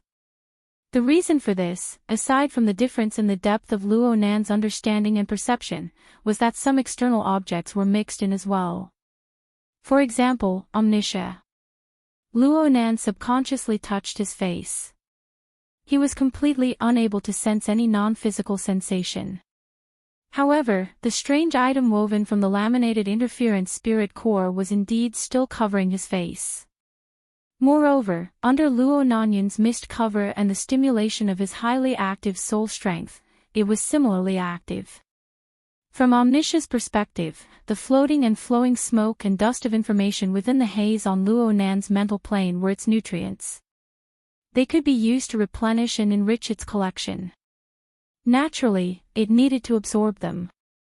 More importantly, in the process of absorbing nutrients, the Order of Invisible Veil, the mask behind the heavy curtains of smoke, also took the initiative to seep into the hair embryo of the Fog Palace, becoming an important element of the Fog Palace. Oh, speaking of which, the two were quite similar. They both embodied the visualization and template-based processing of certain laws of power. Speaking of which, did Liang Lu refer to Lord Zhang He's article when researching the laminated interference technique? The data presented in the database was very suspicious. Luo Nan wanted to laugh, but his heart suddenly froze. He was unable to laugh. His consciousness began to wander around the misty palace. It was as if he was strolling through it. One sculpture after another, either clear or blurry, flowed before his eyes. His consciousness wandered about, constantly changing angles. It was as if he had blended with the misty mist of the palace, turning into a casually wiped gauze. It was unknown where he would linger. Sometimes he would wipe that place more cleanly. Sometimes he would make it more chaotic. Among them, the clearest was the shadow cockroach. As for the reason, it was probably because he had encountered it at the end of the battle at the relay station.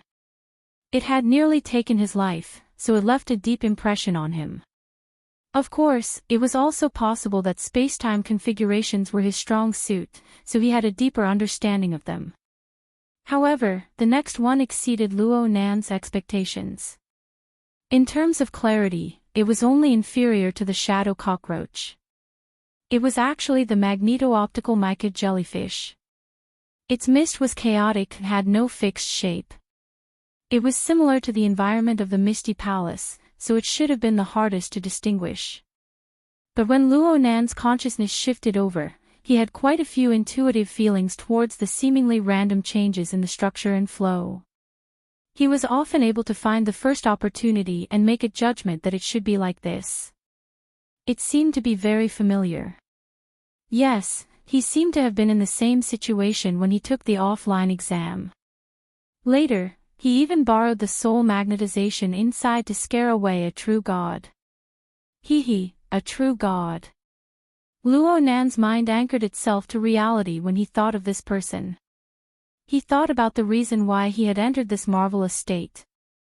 Originally, he just wanted to find the theoretical proof that the Pope and the true God had their eyes on the fantasy breed. How did he build a palace out of thin air? Well, this sort of thing was really more interesting. Luo Nan could only convince himself in this way. Then he confidently focused his attention on the misty palace.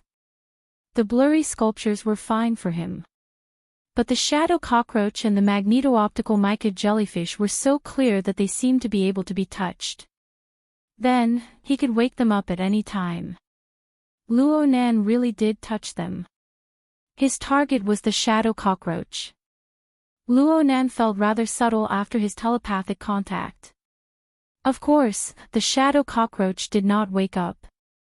Luo Nan did not make contact with the material. He just had an additional understanding that pointed towards the configuration and even a deeper level. Unfortunately, it was not to the extent of being able to reproduce it. This was all just a projection of information on the mental plane. If he could create it out of thin air, wouldn't he become a master of creation? There was a transparent membrane between the transparency of ideas and the reality of matter. It could not be pierced no matter what. It was absolutely not a thin layer.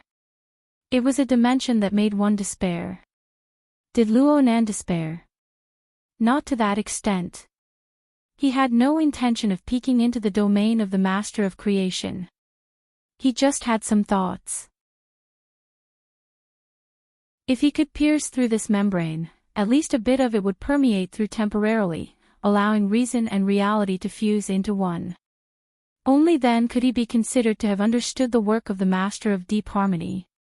Looking at it rationally, it was impossible for Luo Nan to do this in a short amount of time. However, this direction and train of thought could be used. He even had ready-made tools that he could use. From the looks of things, the lamination interference technique was simply the beggar version of this high-end direction. TSK, Liang Lu, oh Liang Lu. What should I say about you? Let's first simulate it and see how your results are. Which statue to start with? As Luo Nan was mulling over this, the external neuron transmitted a signal that did not harmonize with the Misty Palace environment. It was a distant communication. This time, Luo Nan had no choice but to withdraw.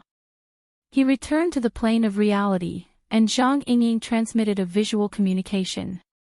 Half of her pretty face was displayed, as well as the neatly stacked ice granules on a tray. Boss Luo, we're done here. Can you check and accept it? Luo Nan looked at his watch. Not even 2 hours had passed, and the old hands probably hadn't even finished making the mold. Not even Luo Nan could say anything about this efficiency. However, Luo Nan already had a plan for the follow-up. I sent you the assembly blueprints before. You can first assemble it according to them. Okay. Wait a moment. I'll change a few strokes first. Zhang Yingying nearly reached out and strangled Daddy Luo Nan, who wanted to change the plan before he could even accept it. Did he think that Her Majesty Empress Wu had outsourced the syncopation apparatus to him? Fortunately, Her Majesty Empress Wu went back to read and drink tea after she finished her work. Fortunately, Luo Nan had said to change a few strokes. It really didn't take too long. Very soon, the assembly blueprint was sent over again. Although Zhang Yingying curled her lips and gritted her teeth, in the end, she still worked obediently. Actually, she felt pretty good. Just as she said before, this was the first time she understood Luo Nan's train of thought. This meant that she had improved. Student Luo Nan had improved as well. It was no longer the murmur of an idiot, no longer an inhuman whisper. It had returned to a relatively clear logic, but it had a higher level of inner meaning. At least, that was how Zhang Yingying understood it. Luo Nan's visual communications were always on. He directed Zhang Yingying's assembly progress from a distance. Don't just use your hands. Follow up with your soul strength. Do you know telekinesis? Aren't you afraid of interference? There's still room for collaboration. Theoretically, it shouldn't be a problem for us to go in together. Hatue. Spatial structure is the most important thing. It's good to have that shape and precision, but it's fine if you don't. Stop. What happened? Maintain this state. And then? What's next? The sparkling and translucent ice granule structure suddenly stretched and deformed before Zhang Yingying's eyes. It was like a flying ant suddenly flapping its wings to float in the air. It even let out a buzzing sound. Hey, the frequency is too fast. Before Luo Nan's voice could fall, at least half of the ice syncopation apparatus exploded in midair. They transformed into a thin layer of water vapor and ice shards that assaulted Luo Nan's face. Zhang Yingying instinctively squinted her eyes. Her mouth cried out, "Oh no!" But when she focused her eyes to look again, a faint yet lifelike human silhouette appeared behind the water vapor.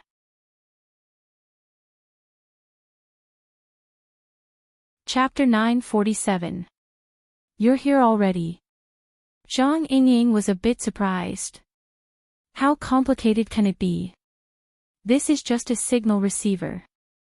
The power on my side is a bit higher. This side is a bit more sensitive. After connecting, I just need to make a kite string and connect them together. Luo Nan casually explained the basic principles. Actually, he had used this move a few months ago. Back then, he used the interference waves of the external neuron to transmit to Spring City. This time, he used the classic design of the Heavenly Yuan Empire to realize the long-distance projection, interference, and switching of mental psychic waves and electromagnetic waves. Kite flying. Zhang Yingying reluctantly accepted this explanation. But she had seen the water vapor avatar from before. Isn't it too rough? It's a bit worse than last time. Let's first solve the problem of having and not having. Then what do we do next? Accumulate advantages. Increase precision. Keep polishing. That's it. Luo Nan's blurry avatar lowered its head. It looked at the exploding ice shards and the disappearing water vapor. It felt a bit pained. I was a bit impatient just now. I used too much force. This syncopator is a bit brittle, but it's easy to use. What a pity. In the end, Luo Nan wasn't too familiar with this kite-flying method. From Zhang Yingying's point of view, Luo Nan's methods were already quite astonishing. A distance of several thousand kilometers and a high-speed moving target was coming as he wished. Even if there were a few prerequisites, it was no different from the legendary void shift. Using this method, the phenomenon of overloading was normal. She took the initiative to say, "I'll ask the boss to make some more for you." No need, no need. Luo Nan wasn't really floating. He was very clear about his own identity. I left 100 behind. Changing forms is more or less enough. Also, I want to learn Her Majesty's technique and see if I can do it myself. How else can you change? Zhang Yingying was just speaking without thinking. She didn't really care. She still wanted to provide Luo Nan with good conditions. Do you want me to find you a quiet place? No need. I've already found a good place. Ha! Luo Nan's blurry and weak outline of water vapor extended his arm and pointed at a sealed cabin wall. That's the engine room. Outside. Outside. The humidity of the air above the Pacific Ocean is quite ideal. Cloudy weather is the best. Luo Nan didn't wait for Zhang Yingying to react before asking, "Approximately when will we arrive?" Zhang Yingying asked, "Where?" "D City, of course. If it wasn't for you, we would have arrived long ago. If we turn around and speed up now, how about another hour and a half?" "That's fine." Luo Nan suddenly realized that Zhang Yingying's words were a bit strange. Where else could it be if not D City? Zhang Yingying rolled her eyes at him. "Look at the invitation, Luo Yuan Y. Was the auction going to be held in T City? It was just a transit station. Actually, compared to D City, our current location is much closer to our final destination." "Then where is this?" "Nowhere, but less than 1,000 kilometers to the east is the Koror base. It's a satellite town of T City and one of the most important hunting outposts in the Pacific Ocean." "You mean, let me tell you something. The Jadeite Light's last stop was to get supplies there. It will leave this afternoon and head northeast. It won't stop along the way. It will take around 30 hours to travel 2,000 kilometers before it arrives at the auction's location." Luo Nan recalled the world map he had learned before. He also recalled his experience of playing hide and seek with people in the Pacific Ocean a few months ago. He was able to determine the approximate location of the Jadeite Light. The boundaries between the limited space of perception and the limitless space of imagination were blurred through complex thinking. This was originally the most common situation, but ever since the soul cloak covered the entire world, it had been a long time since he had thought about the extension of space on the scale of Earth. But when he drew the psychic diagram, he would engage in a similar thinking game. He couldn't be partial to either. Once the future was placed on the scale of interstellar space, would he still need to rely on the soul cloak to traverse the vast distance measured in light years? Luo Nan hadn't found anything similar to the soul cloak within the huge amount of information he had come into contact with. However, there were pearls and jades in the past that utilized the power of perception and imagination to carry out ingenious operations in the field of space and time. The magnetic mica jellyfish was one of them. Luo Nan subconsciously retracted his hand and caressed the blurry vapor clone. "Hey, what are you doing? What can I do?" Luo Nan rolled his eyes, but Zhang Yingying couldn't see it. He simply asked, "We'll reach T City in an hour and a half. Where's the landing spot?" "Boss bought a private estate there." "Ha! Is it far from the city? Where's the specific location?" "What do you mean?" "Time is tight. I made some things in T City before, like the syncopator and the like. I want to ask someone to deliver them over. TSK, you're well prepared. Not bad. You should have told me earlier. Boss has a processing plant in T-City. We'll help you make it. Zhang Yingying suddenly realized something as she spoke, the blood flame order. Speaking of which, how did you guys hook up? Didn't they collude with Bamboo Pole's old lover, Sun Jai, to secretly make a move against you? I remember you asking about this. But you didn't reply. The main thing is that it's too complicated. Luo Nan found it hard to use simple, easy-to-understand words to explain this process. Zhang Yingying curled her lips. I understand. I don't pry into other people's privacy. But you can't go wrong being careful of the Black Widow. Ha! Luo Nan's mind spun in a circle before he realized that Zhang Yingying was referring to Mrs. Holder. Zhang Yingying reached out her hand. She carried curiosity and a reminder as she stroked Luo Nan's half-incorporeal neck. She had a smile that wasn't a smile. She's a beautiful witch. Yes, but she's also a ruthless person who could bite off her husband's head. You don't need me to remind you of this, right? Luo Nan thought of Mrs. Holder's various actions over the past few months and sighed from the bottom of his heart. Yes, I've seen her. See your ass. Rip. Zhang Yingying turned her hand and sliced across Luo Nan's neck.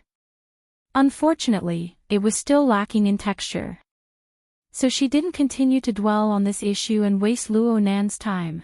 The blood flame orders express delivery, right? I'll talk to the estate and have them come directly. Many thanks. Many thanks. Also, Your Majesty, help me say thank you. It's not good for me to meet people in my current state. Wait for me to dress up a bit. Luo Nan's figure vanished with a roll of watery light as he spoke. Lien. Humph. A child that lacks love. Luo Nan was no longer here, but Zhang Yingying was still very cautious. She didn't say that sensitive word. Even Luo Nan himself might not care. This was the most basic form of respect for a friend. Then Zhang Yingying walked out of the gym. She followed the corridor outside and headed toward Her Majesty Empress Wu's study. She didn't forget to contact the person in charge of the estate in T-City on the way there. She told them about the express delivery. She tilted her head after finishing the call. There was no moon tonight.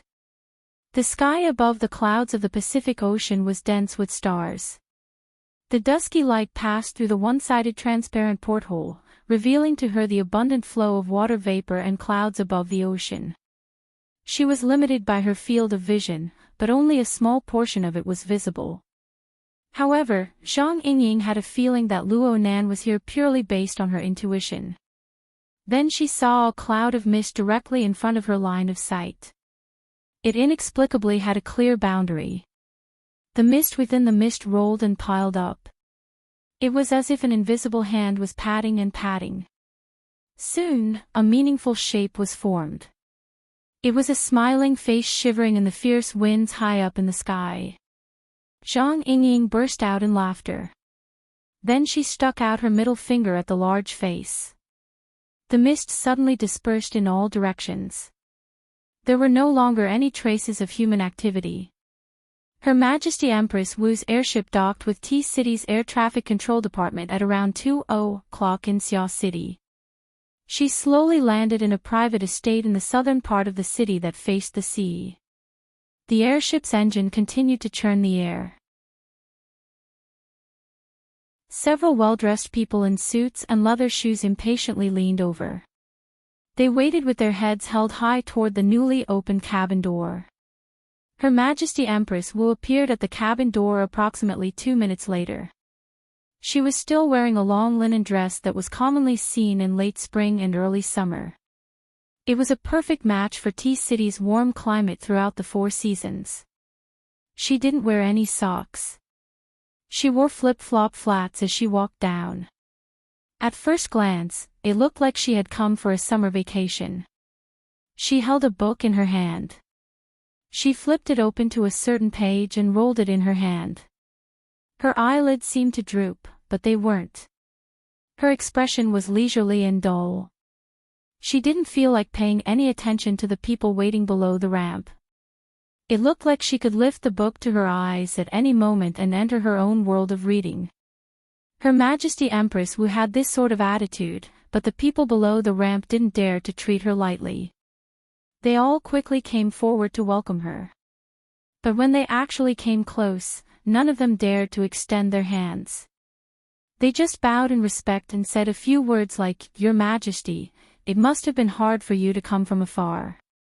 Her Majesty Empress Wu grunted. Even the people who came forward to welcome her thought that she would directly walk over. They absolutely didn't expect that she would actually stop at the side of the ramp. "Your Majesty." The person at the very front of the people who came to welcome her was stunned.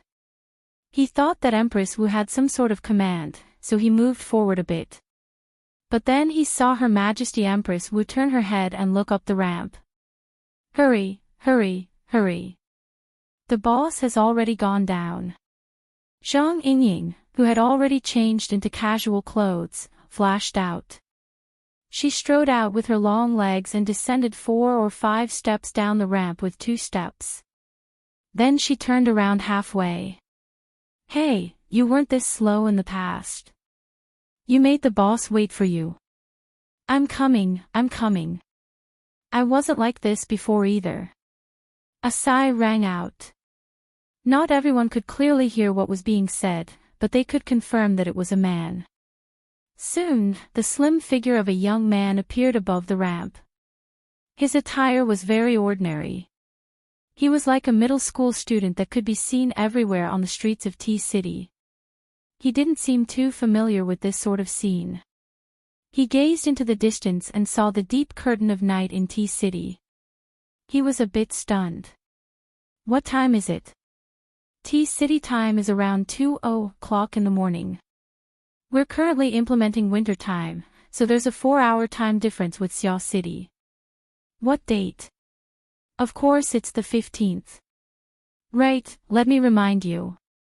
The High Seas auction is on the 16th at 8:00 in the evening. Geographically, it's already east of the 180th parallel, but it's a pity that it hasn't crossed the sun line. It's the same as T-City in the 12th Eastern District. Time is tight."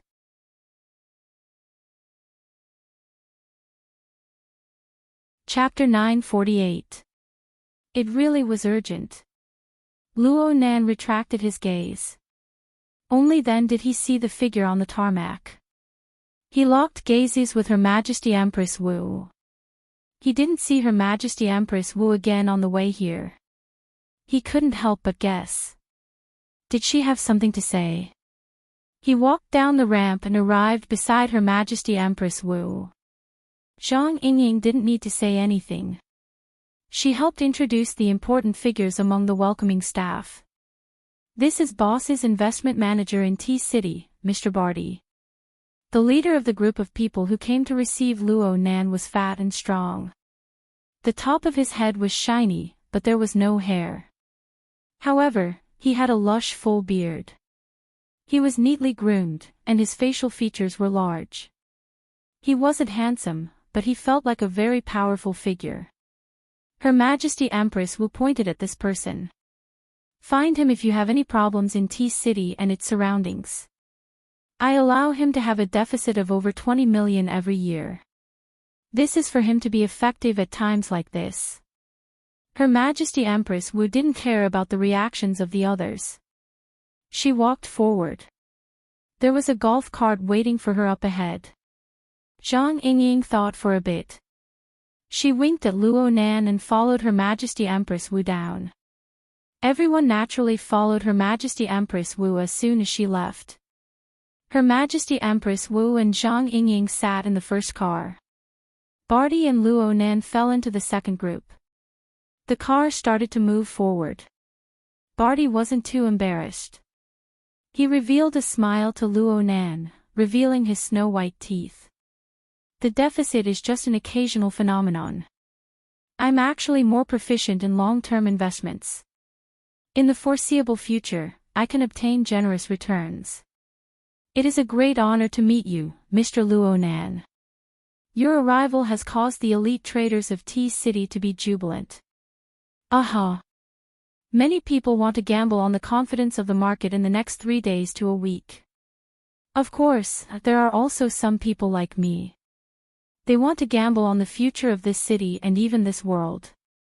There is no need to doubt that you are this kind of person. You give us opportunities. Luo Nan looked at him. It sounds like I'm rolling dice on the gambling table. Barty laughed heartily. With your weight, no one would be able to move you, and no one would know when to stop. For people like us who are careless, we must find joy in suffering before we are crushed. So Luo Nan knew that this Mr. Barty was a very arrogant person.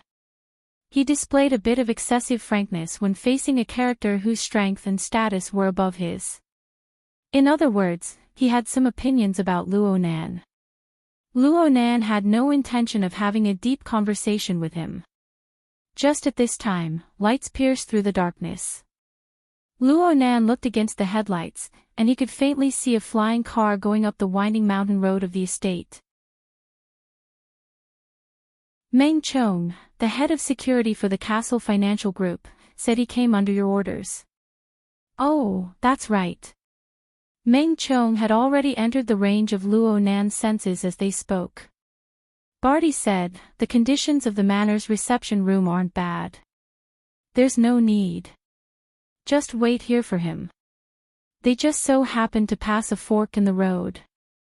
Her Majesty Empress Wu's car turned toward a certain building complex above. Luo Nan let the driver stop the car at the intersection. As long as Meng Chong walked along the road, he would definitely meet him here. Barty looked at his watch. That Supervisor Meng would need around 1 minute to go around this winding road. This is just the beginning. Luo Nan felt that this bald-bearded man was a bit talkative, so he didn't say anything. He just shot a glance at Barty. Barty's smile seeped out from his thick beard. Perhaps it was because of this that there seemed to be a lot more to it. From now until the start of the high seas auction, there will be 42 hours in between. Right now, there are over 60 extraordinaries who have been confirmed to participate in the Round Table Conference. Forgive me for speaking bluntly, but you need to do some homework in order to obtain the support of over half of them. Luo Nan still didn't speak, but his eyebrows jumped up slightly. He heard Barty say, "You've been working in Tea City for many years, managing this estate. Not only do you have professional service personnel, facilities, and a few channels. Mr. Luo Nan, there are some people who wish to speak with you." Some people. Luo Nan looked at another fork in the road. The car carrying Her Majesty Empress Wu had already disappeared into the night. Was this Her Majesty Empress Wu's intention? Luo Nan was silent for a few seconds.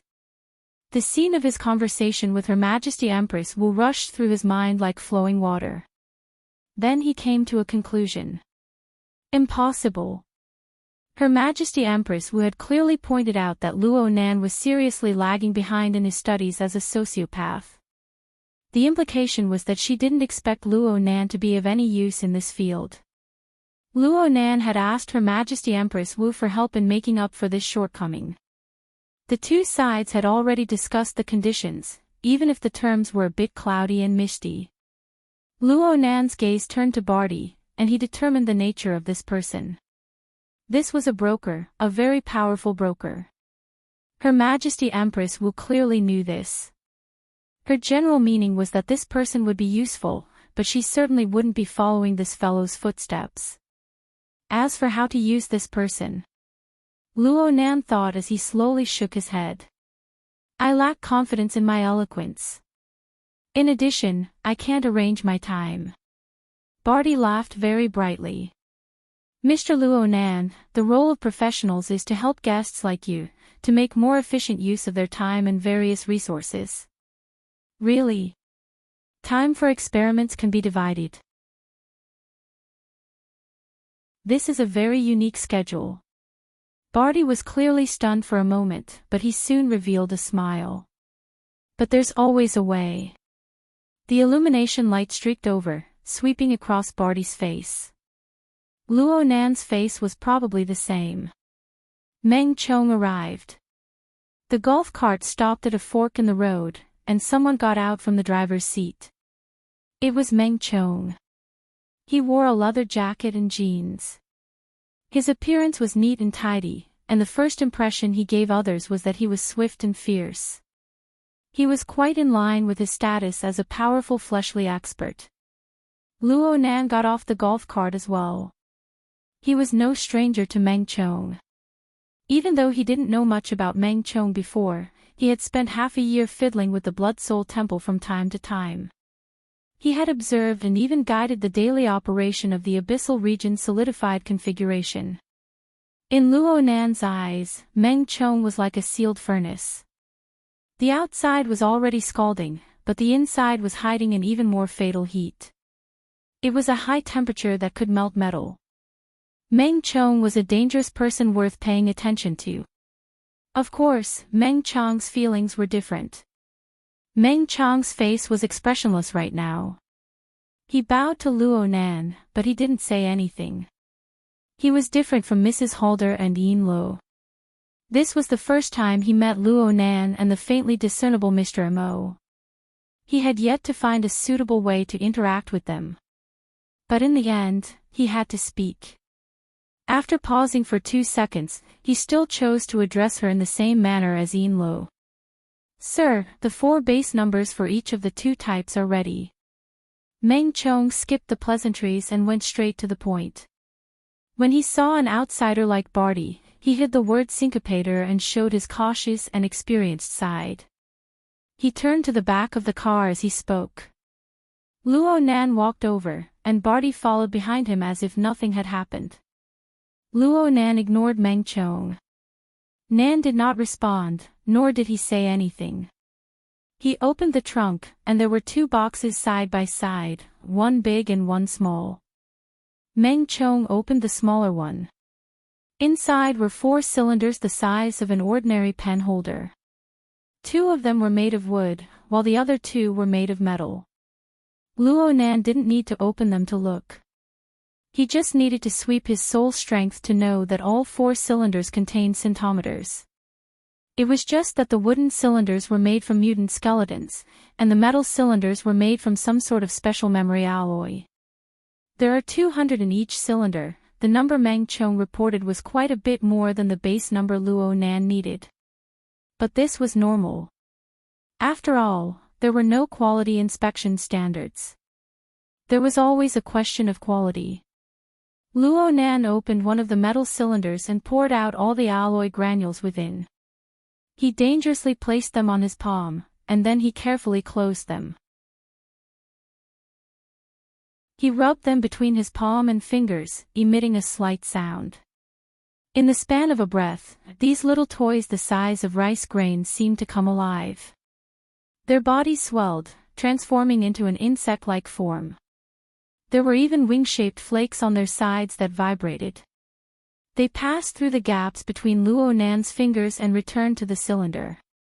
They collided with the walls of the cylinder and made rustling sounds.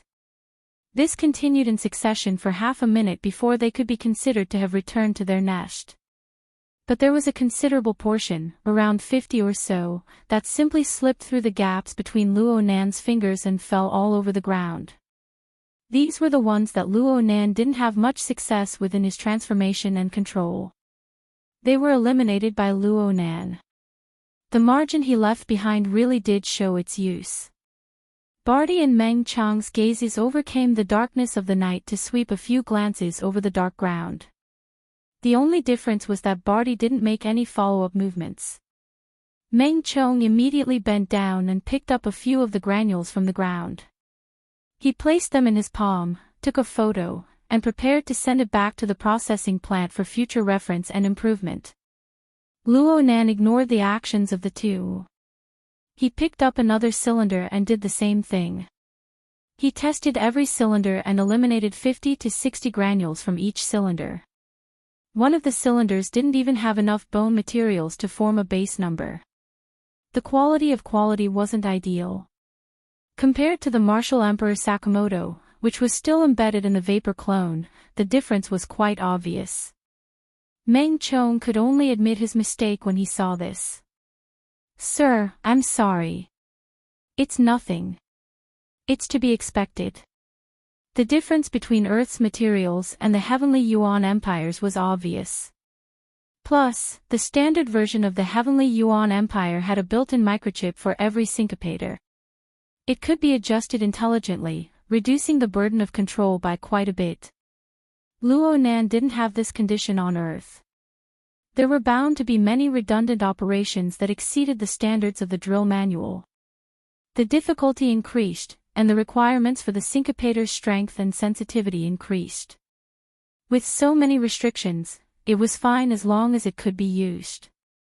Even Her Majesty Martial Emperor's refined version had the problem of relative fragility. Luo Nan was quite open-minded. He tidied up the syncopator and turned his gaze to the large box to the side. He was a bit uncertain. "This is..." Deputy Ablatamine once requested the order to collect information and resources related to the Deep Blue Walkers. Meng Chong opened the large box, revealing the silver-white components inside. "This is a military experimental machine. According to the military, it's between version 3 and 4. It was transferred through internal connections and went through the proper procedures. Currently, it's attached to the security department of the Castle Financial Group. It can connect to the private network, but there's a limit to its access. We thought that you might be able to use it in the near future, so we brought it over."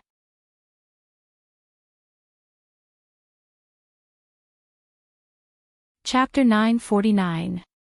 "Ah, thank you." Luo Nan did not instruct Yinlu to do this. It was completely her autonomous judgment. It was quite on point. Though Luo Nan's water vapor avatar was no longer needed, the complicated situation that followed was that Luo Nan's main body could come over at any time. It was always good to have more resources to support him. "Oh, you don't need it now." "Not necessarily." Luo Nan extended his hand and streaked across the ice-cold metal component. There was a clear difference between the perceptual levels of his water vapor avatar and his fleshly body. This gave him a different kind of feeling, so much so that he had some inspiration in his mind. He fell silent. He placed his fingertips on the component and gently stroked it. After a while, his gaze shifted to Meng Chong. The latter maintained a respectful and somewhat distant posture as he continued. "Also, Deputy Ritual Master Ian has also sent over the design of the 4th version of the exoskeleton frame. It is currently being pushed forward, and the assembly experiment will be conducted before 8 in the morning. Sir, you can come to the processing plant for on-site guidance." "Excellent." Luo Nan's words were a bit casual. The exoskeleton frame was also used to build a perfect body for his main body, so it wasn't used for the time being. It could only be said that Yinlu had indeed thought things through and made preparations. But right now, Luo Nan's train of thought had already slanted in another direction. He asked Meng Chong, "The beach where Lady Halder usually trains." Meng Chong displayed clear astonishment. Clearly, he didn't understand how Luo Nan, who had just arrived in T-City, could understand Mrs. Halder's daily routine so well. But he still responded quickly. "That's an unnamed private beach. We call it Zeolite. It's less than 20 kilometers away from here. Ancient Castle Financial Group's Aber Manor." Barty suddenly interrupted. "If the weather is clear, from the highest castle here, which is where Her Majesty Empress Wu is currently staying, you can actually see the cliff of the orchard where your manor is located from a distance. The Zeolite beach should be on the other side of the cliff. We can already be considered neighbors." Meng Chong glanced at him but did not reply. Luo Nan's interest was piqued, really. He really had to go and take a look. "How about this? Tell Her Majesty Empress Wu that I'm going to Aber's Manor to conduct an experiment.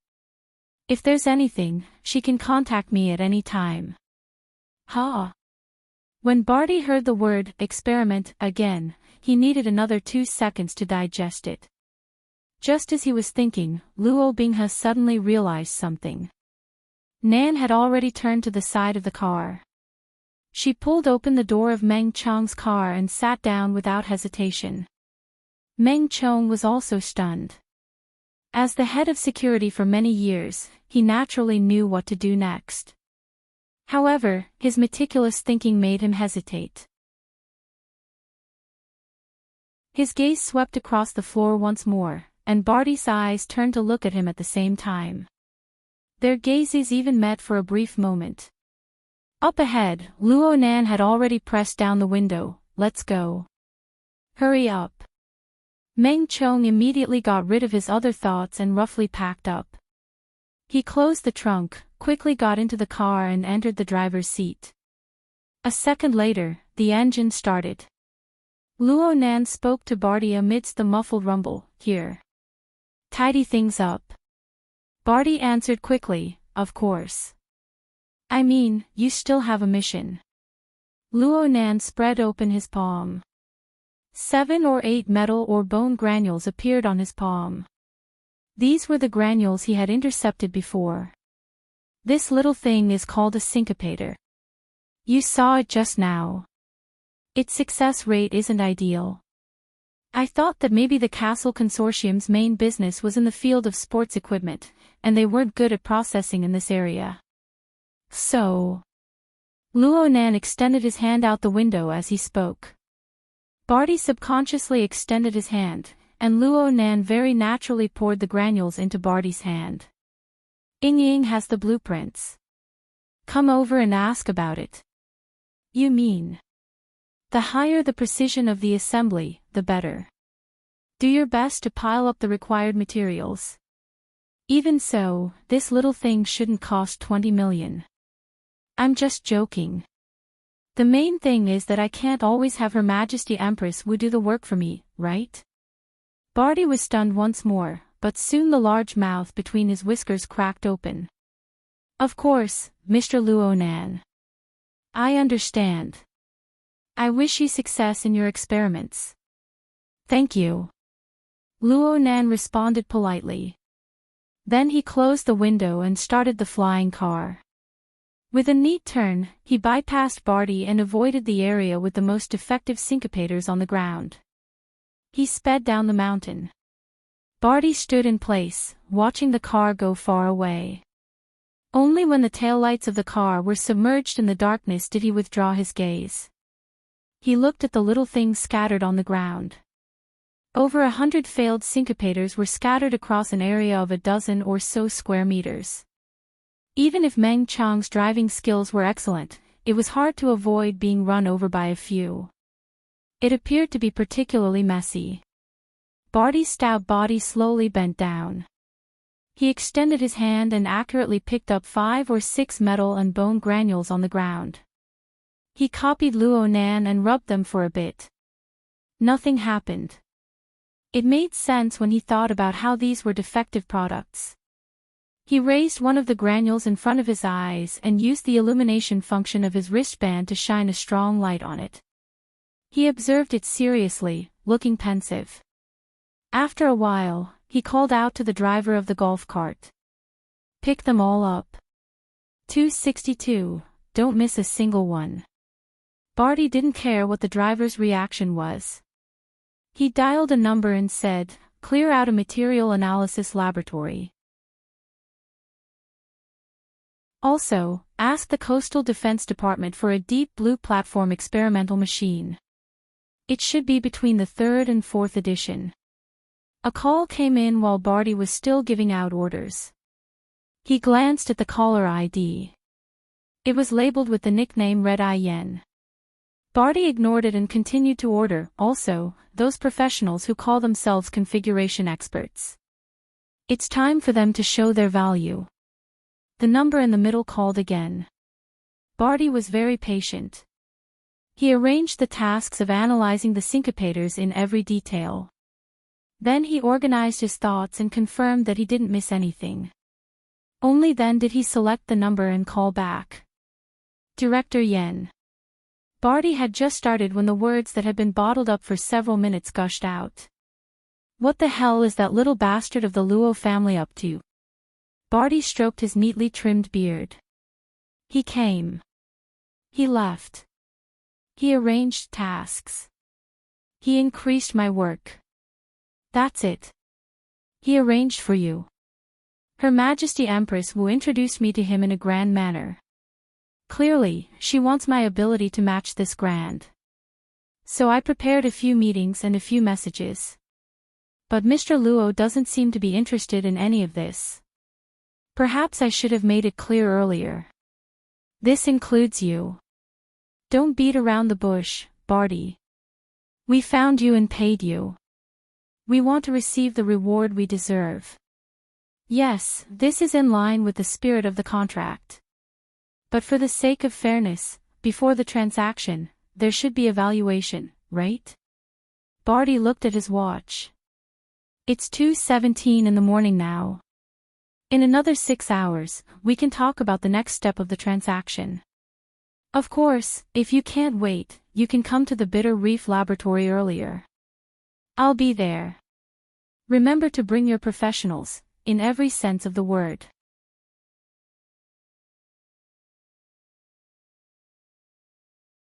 Chapter 950. Early in the morning, the wind blowing from inland in D City brought the chill of late autumn. However, due to the heat island effect, the wind lost its power when it entered the inner city. Barty's stout body was spread out, occupying nearly 1/3 of the interior space of the luxury commercial vehicle. He unbuttoned his suit and let his chest and abdomen vibrate to their heart's content under unrestrained conditions, emitting an abundant resonant sound. It was an hour's drive from the manor at the edge of the city to the heart of the city, and the phone call was almost non-stop. Even Barty he purposely compressed every communication to 5 minutes, but there was still very little free time. And in almost every communication, the key content of the conversation could not be separated from 2 points, Luo Nan and the little plaything that Luo Nan released. As the most authoritative source of information in T-City, the news that Barty released successfully caused a series of echoes. This was the embodiment of his value. Of course, this meant that Luo Nan was still the hot topic of the entire circle from a deeper level of significance. Various parties expressed their attitudes towards him and the information they sent out. They would all have rather sensitive and extreme reactions. He's rolling around in the oil pan. Be careful not to get oil on him. In the most recent call, the tone of the other side was like freshly squeezed lemon juice or some kind of ancient Eastern seasoning. Unfortunately, I'm not used to Chinese cuisine, let alone a chef.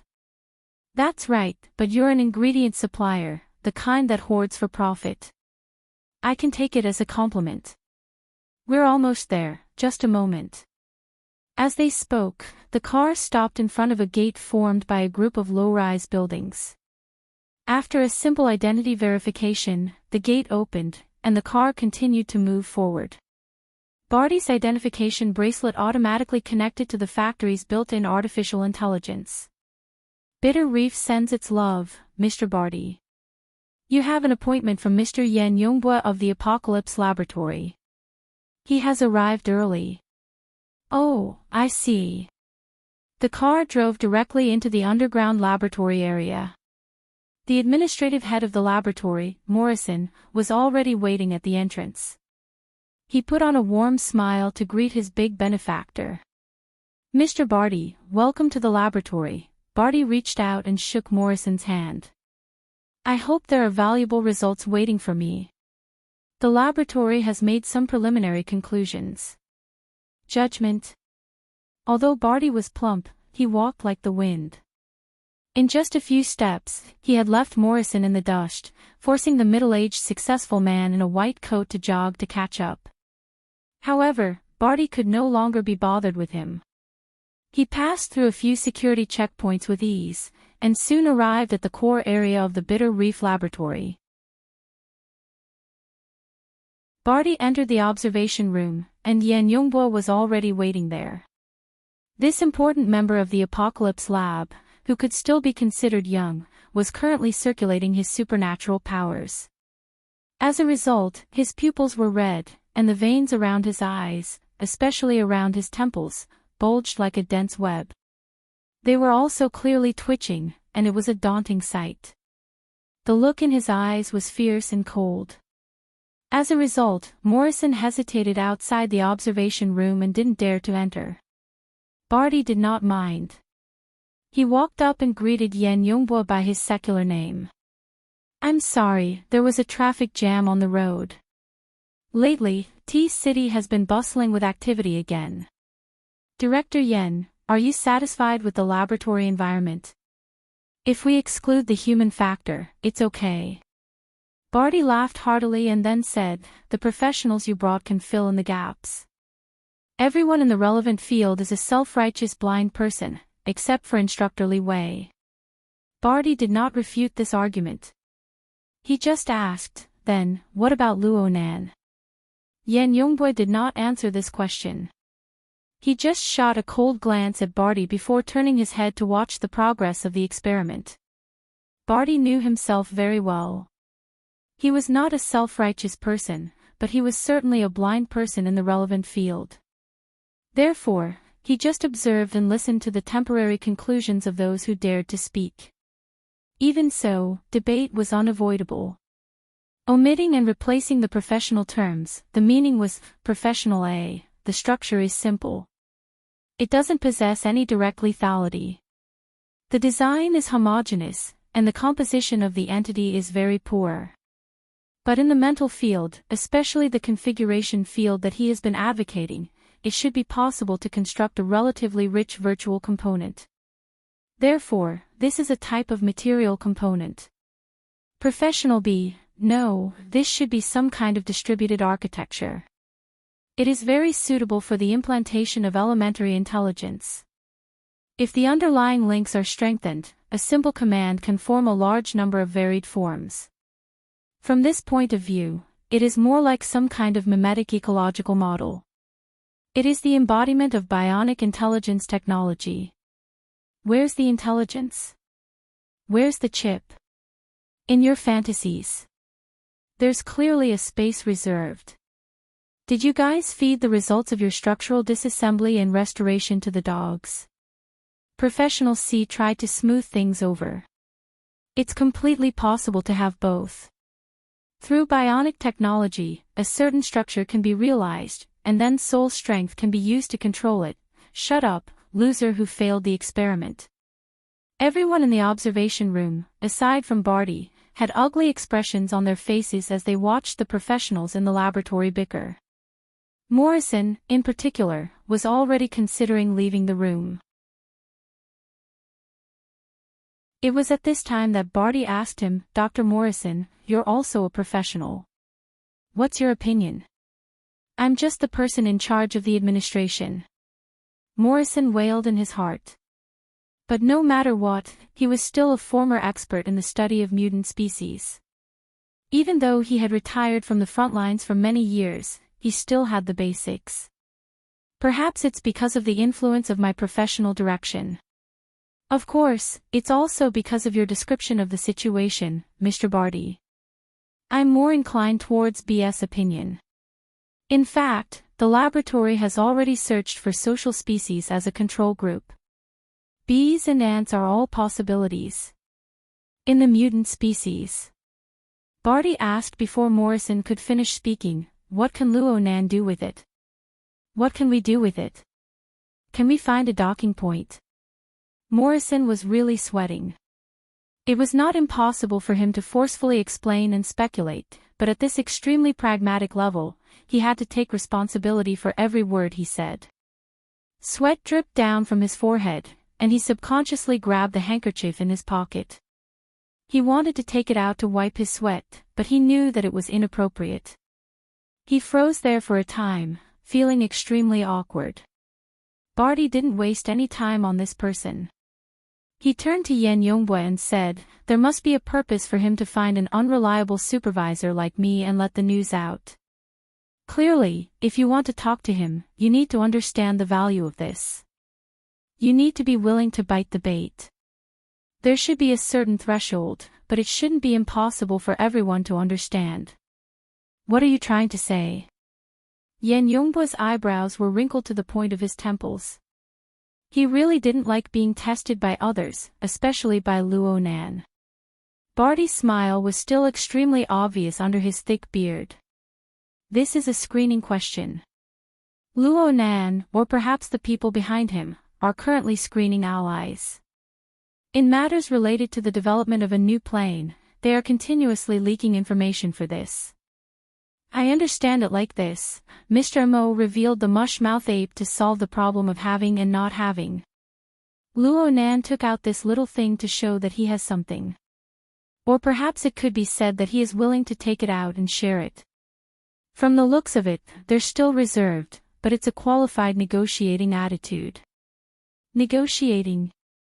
The corner of Yan Yongbo's mouth twitched. Follow his pace. The fish will eat whatever he takes.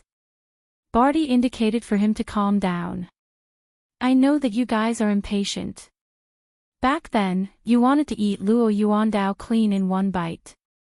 But in the end, you guys might have missed out on the most valuable part.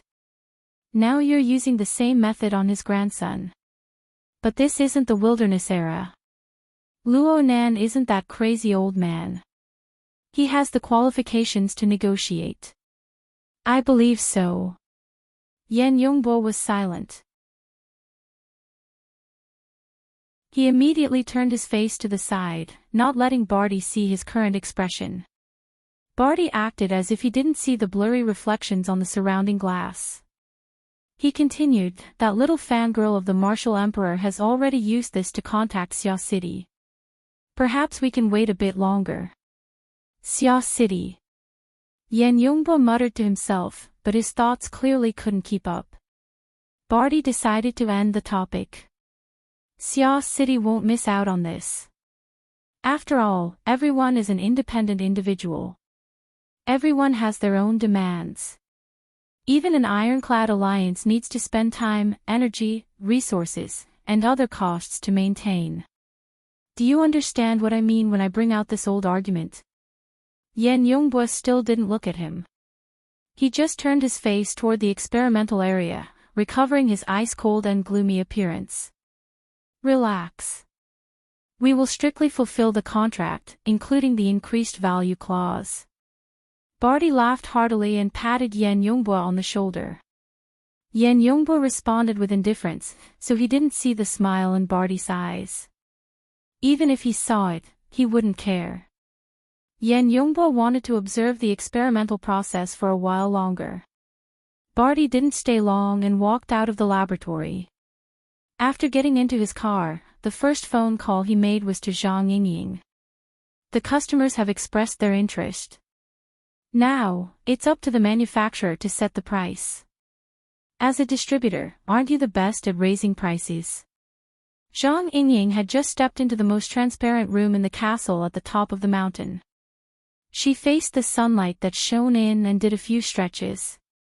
There were huge floor-to-ceiling windows and a viewing platform, as well as a set of binoculars that could help the guests take in the most beautiful scenery of Tea City's coastline. Because of this, Zhang Yingying was a little distracted during the call. As she spoke, she turned the binoculars and looked around. A few seconds later, he suddenly said, "Yesterday you said that Luo Nan went to Zeolite Beach. It's on the northeastern coastline, right? It's foggy." "Oh. What I'm saying is, set the price boldly and have confidence in the manufacturer and the product." Zhang Yingying immediately hung up the call. She fiddled with her thoughts, and Luo Nan's number immediately appeared on her wristband. She began to hesitate whether or not she should contact him. It seemed that they were really conducting an experiment. Her wristband suddenly vibrated, causing her to jump in fright. She looked at the contact and saw that it was actually Luo Nan. She hastily connected, "Hello." Luo Nan's voice came over, "You're spying on me." Zhang Yingying was so shocked that the hair on her forehead stood up. F***CK. You're spying on me.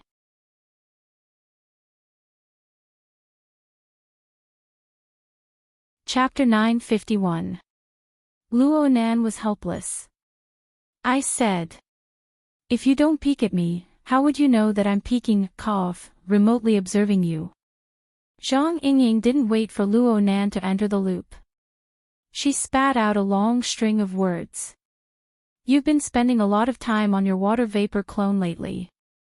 Now you can feel the power of the boss's condensation ring, right? You're thinking about that fortress in the clouds, huh? Hold on, where did you call me from? Xia City. A fortress. Luo Nan was stunned on Zeolite Beach.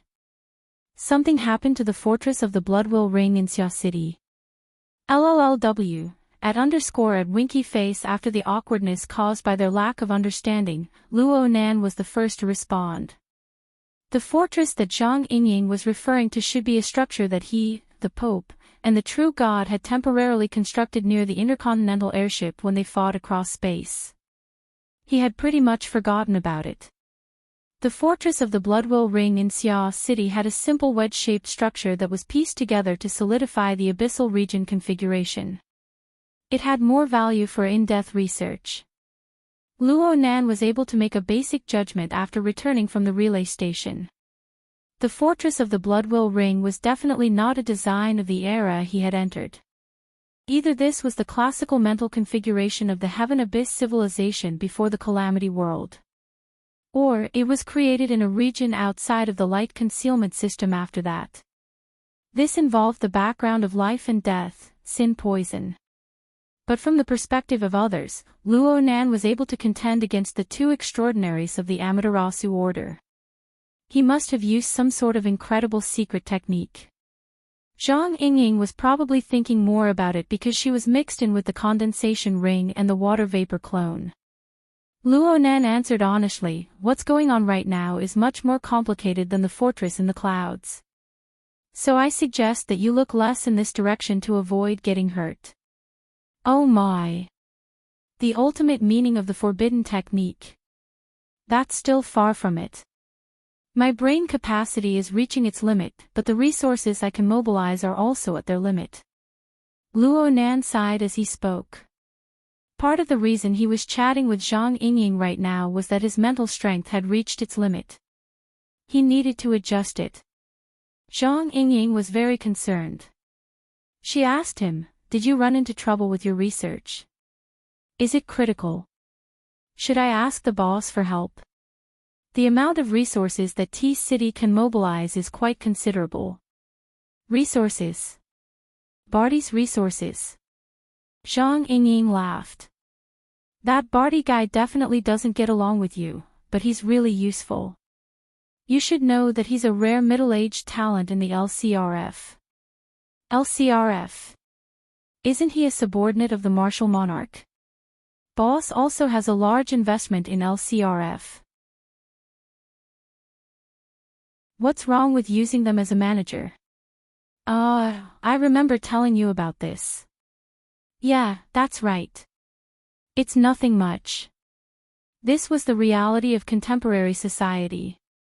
Under the broken political map of substantive urban autonomy, only the power of capital could infiltrate every corner in various forms and affect every aspect of society invisibly. Policies, laws, and mainstream public consciousness all served it, were interfered with, and were bound to coexist with it. The extraordinary power of the inner world did have the ability to break this situation, but a considerable number of people, including heroes like Her Majesty Empress Wu, seemed to prefer to use this situation rather than break it. Luo Nan didn't have a particularly clear inclination in his thinking. It was just that he lacked a favorable impression of Quantum Corporation, a large capital spokesperson, due to the influence of his life experience.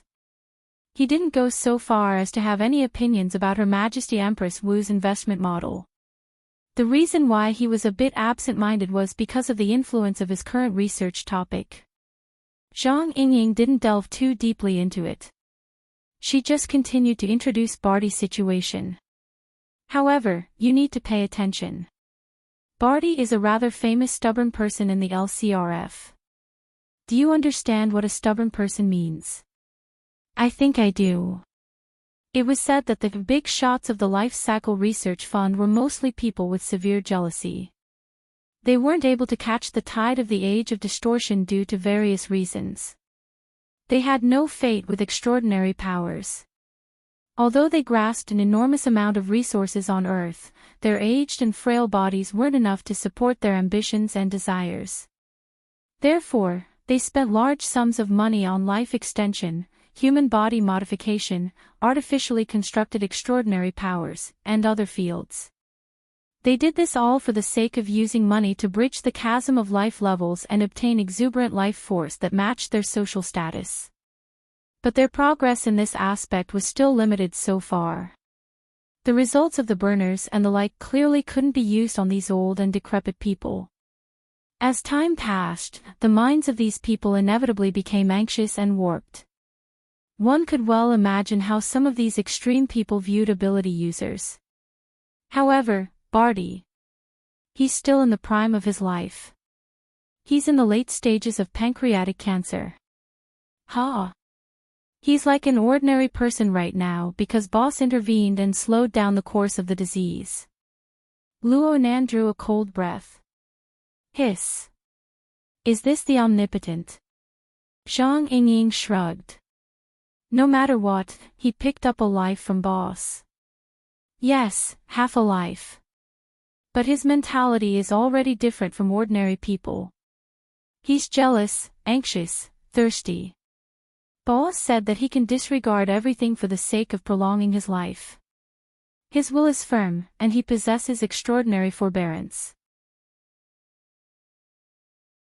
Luo Nan recalled the short time they spent together last night and expressed his approval. Amazing. I couldn't tell it all. This kind of person is quite scary. But the treatment of his disease largely relies on boss. So he can be considered reliable on a certain level. This isn't my area of expertise. So if you guys say he's reliable, then he's reliable.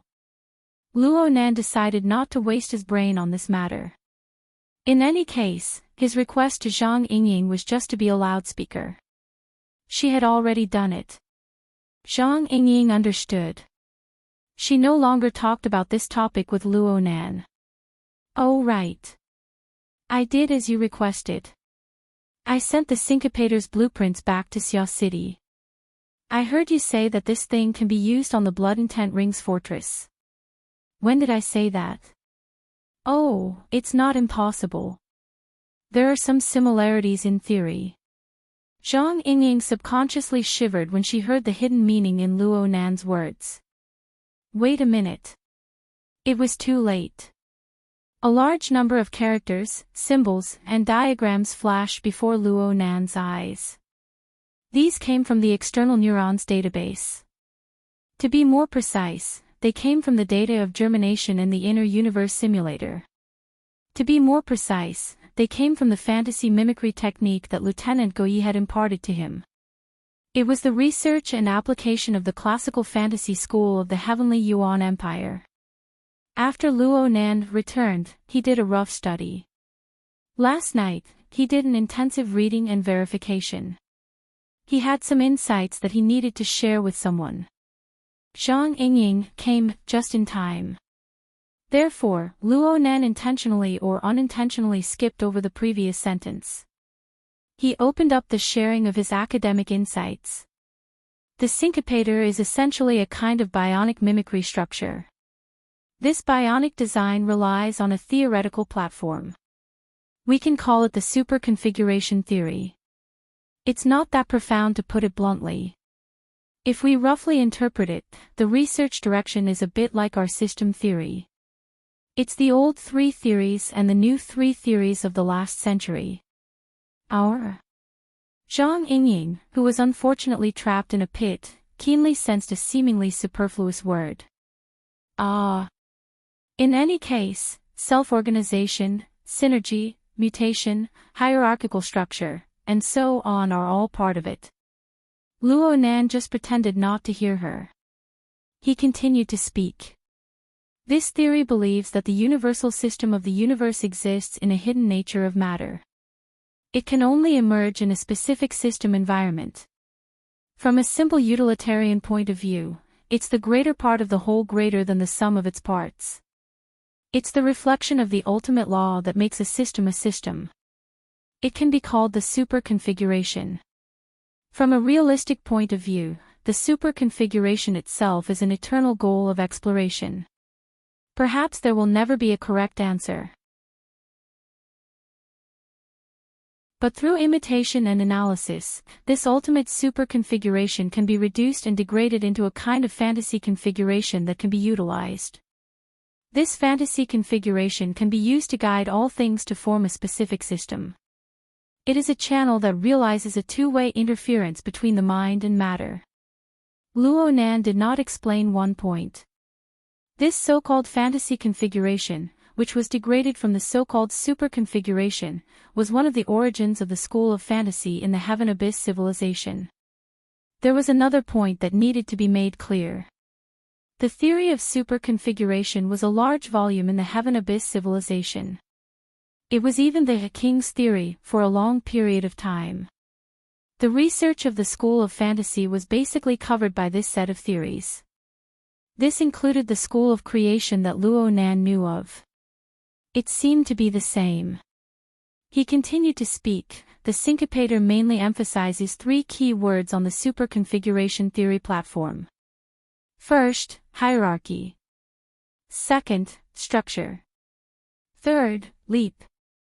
As long as one understands a bit of system theory, understanding this shouldn't be difficult. I'll just talk about the concrete division of levels.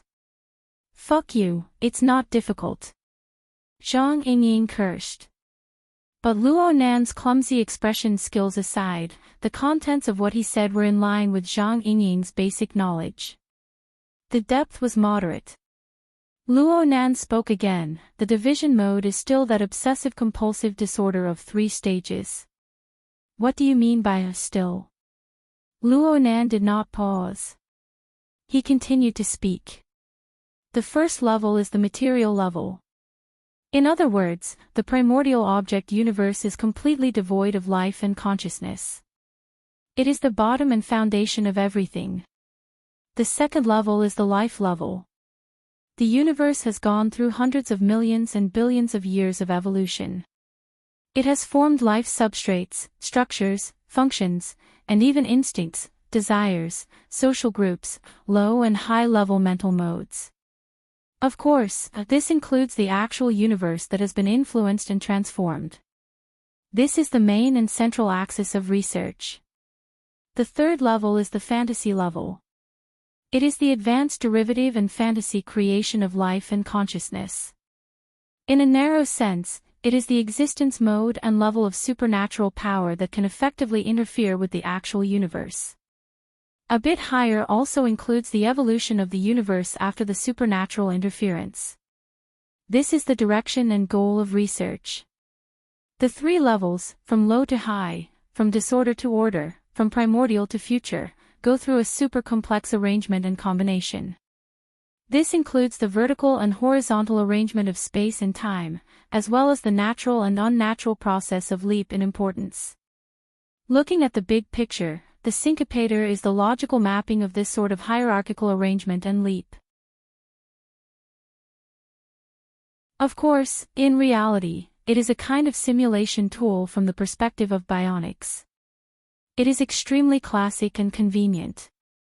What it can simulate completely depends on the user's level of control, as well as the breadth and depth of thought. That. Zhang Yingying found a cutoff point with great difficulty. Her voice was a bit weak. Can I record this?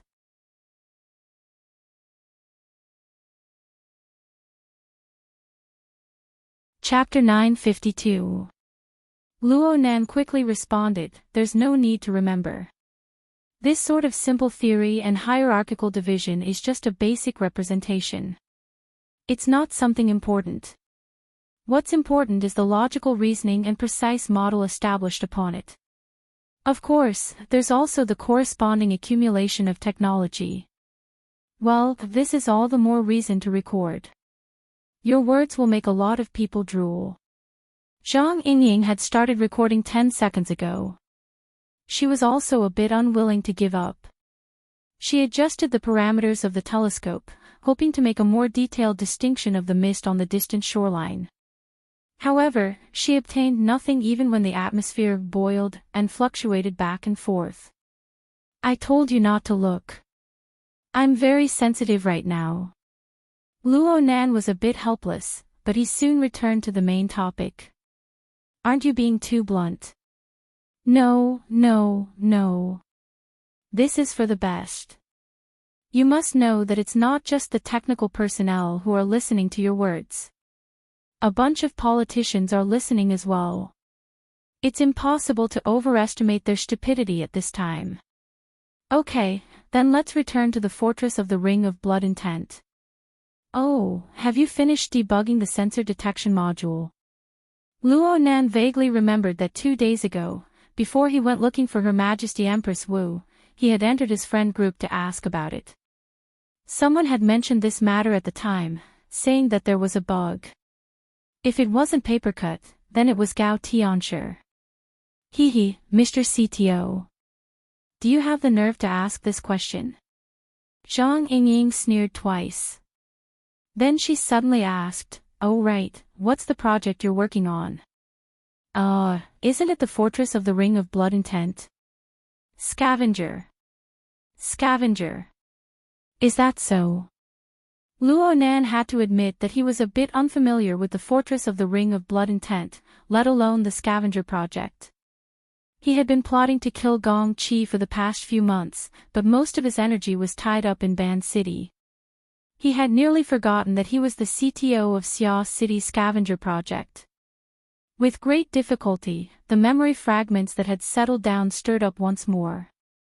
The Scavenger Project was a joint research and development project launched by the Xia City branch, the Xia City government, the garrison, and the Eastern Sea War Zone. Nominally, it was to cleanse and purify illegal configurations on the mental plane and to lower the rate of supernatural murders. In reality, it was a platform for several partners to research, analyze, and absorb the technology of the Ring of Blood Intent. As for the Blood Intent Ring Fortress, it was an additional product that Luo Nan used to demonstrate configuration theory during his first public lecture. Through its unique basic modules and circulation structure, it gathered, organized, and connected the energy information of thousands of ability users, forming an energy structure system anchored on the spiritual plane, pointing directly at the Abyss region. Back then, there were quite a number of people who didn't possess enough extraordinary power to construct a module on the mental plane. They had no choice but to borrow the psychic wave network of Xia City to simulate and relay the operation. During the process, the module structure was named the Ring of Blood Will by the administrator of the psychic wave network. In fact, this system was known as a fortress in the external neurons database. Therefore, Luo Nan combined the two and called it the Ring of Blood Intent Fortress. Speaking of which, the Blood Intent Ring Fortress was the first time Luo Nan had publicly displayed and disseminated the technological achievements of the Heaven Abyss civilization. The results were astonishing. Not only did he verify the caged state of the mental soul, he overturned the traditional model of the Sea of Consciousness with 3 layers, 1 region, and 1 domain in one fell swoop. He also tore apart the gorgeous outer garments of the profound mysteries of the Abyss region, the solidified configuration of the Abyss region, and revealed it to the world. Quite a few people were left in quite a sorry state. Most of Luo Nan's enormous reputation in the inner world came from this. Because of this, Zhang Yingying felt that Luo Nan's reaction was more and more absurd. But she was already used to it. Okay. Even though I'm not part of the Scavenger Project team, I can still answer Mr. CTO's question. The current situation isn't bad. It's too bad. You set a direction and then don't care about it.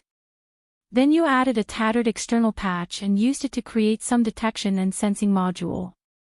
That toy is just a half-finished product. Countless follow-up plans have been set, and bugs are emerging endlessly. If you use this toy to be a scavenger, you'll only be swept away. I feel like the government and the military are losing confidence. Luo Nan was a bit shocked. Are they that passive? Ah. Actually, it's not that bad. Zhang Yingying suddenly recalled that Luo Nan had a pile of troublesome matters tangled up on his body. It could be said that Luo Nan had too much time to take care of himself. He certainly did not have the energy to divert his attention to other things. She rushed to make up for it. As long as the fortress of the Blood Intent Ring hangs in the Abyss region, it can be used as a stargazing platform and a training room. Those fellows will have to endure no matter what. Luo Nan laughed. They can endure today, but they might not be able to endure tomorrow. Zhang Yingying was dumbfounded. Luo Nan's words couldn't even be considered a metaphor. They were facts placed before her eyes. It was 8 o'clock in the morning on the 15th. There were only 36 hours left until Luo Nan was confirmed to attend the High Seas auction where many powers would converge. Luo Nan was undoubtedly at a disadvantage when faced with a boundless heart of greed. For him, any bit of support was extremely important. Any bit of wavering tendency was extremely dangerous. But what was the point of making a last-minute effort? When all was said and done, Luo Nan mostly relied on President Ouyang, Her Majesty Empress Wu, and even Secretary He to strive for resources on the real-world level. His own foundation was far from solid enough. This was a fact, and it was impossible to correct it in a short amount of time. Piercing it would only cause chaos in the hearts of people. Zhang Yingying's mind was like the seething atmosphere through a telescope. It fluctuated endlessly. She suddenly regretted bringing up this topic. However, Luo Nan's voice was the same as always. He naturally entered the technical domain. If you look at it from the perspective of a fantasy configuration, then the problem with the scavenger project lies in its empty structure.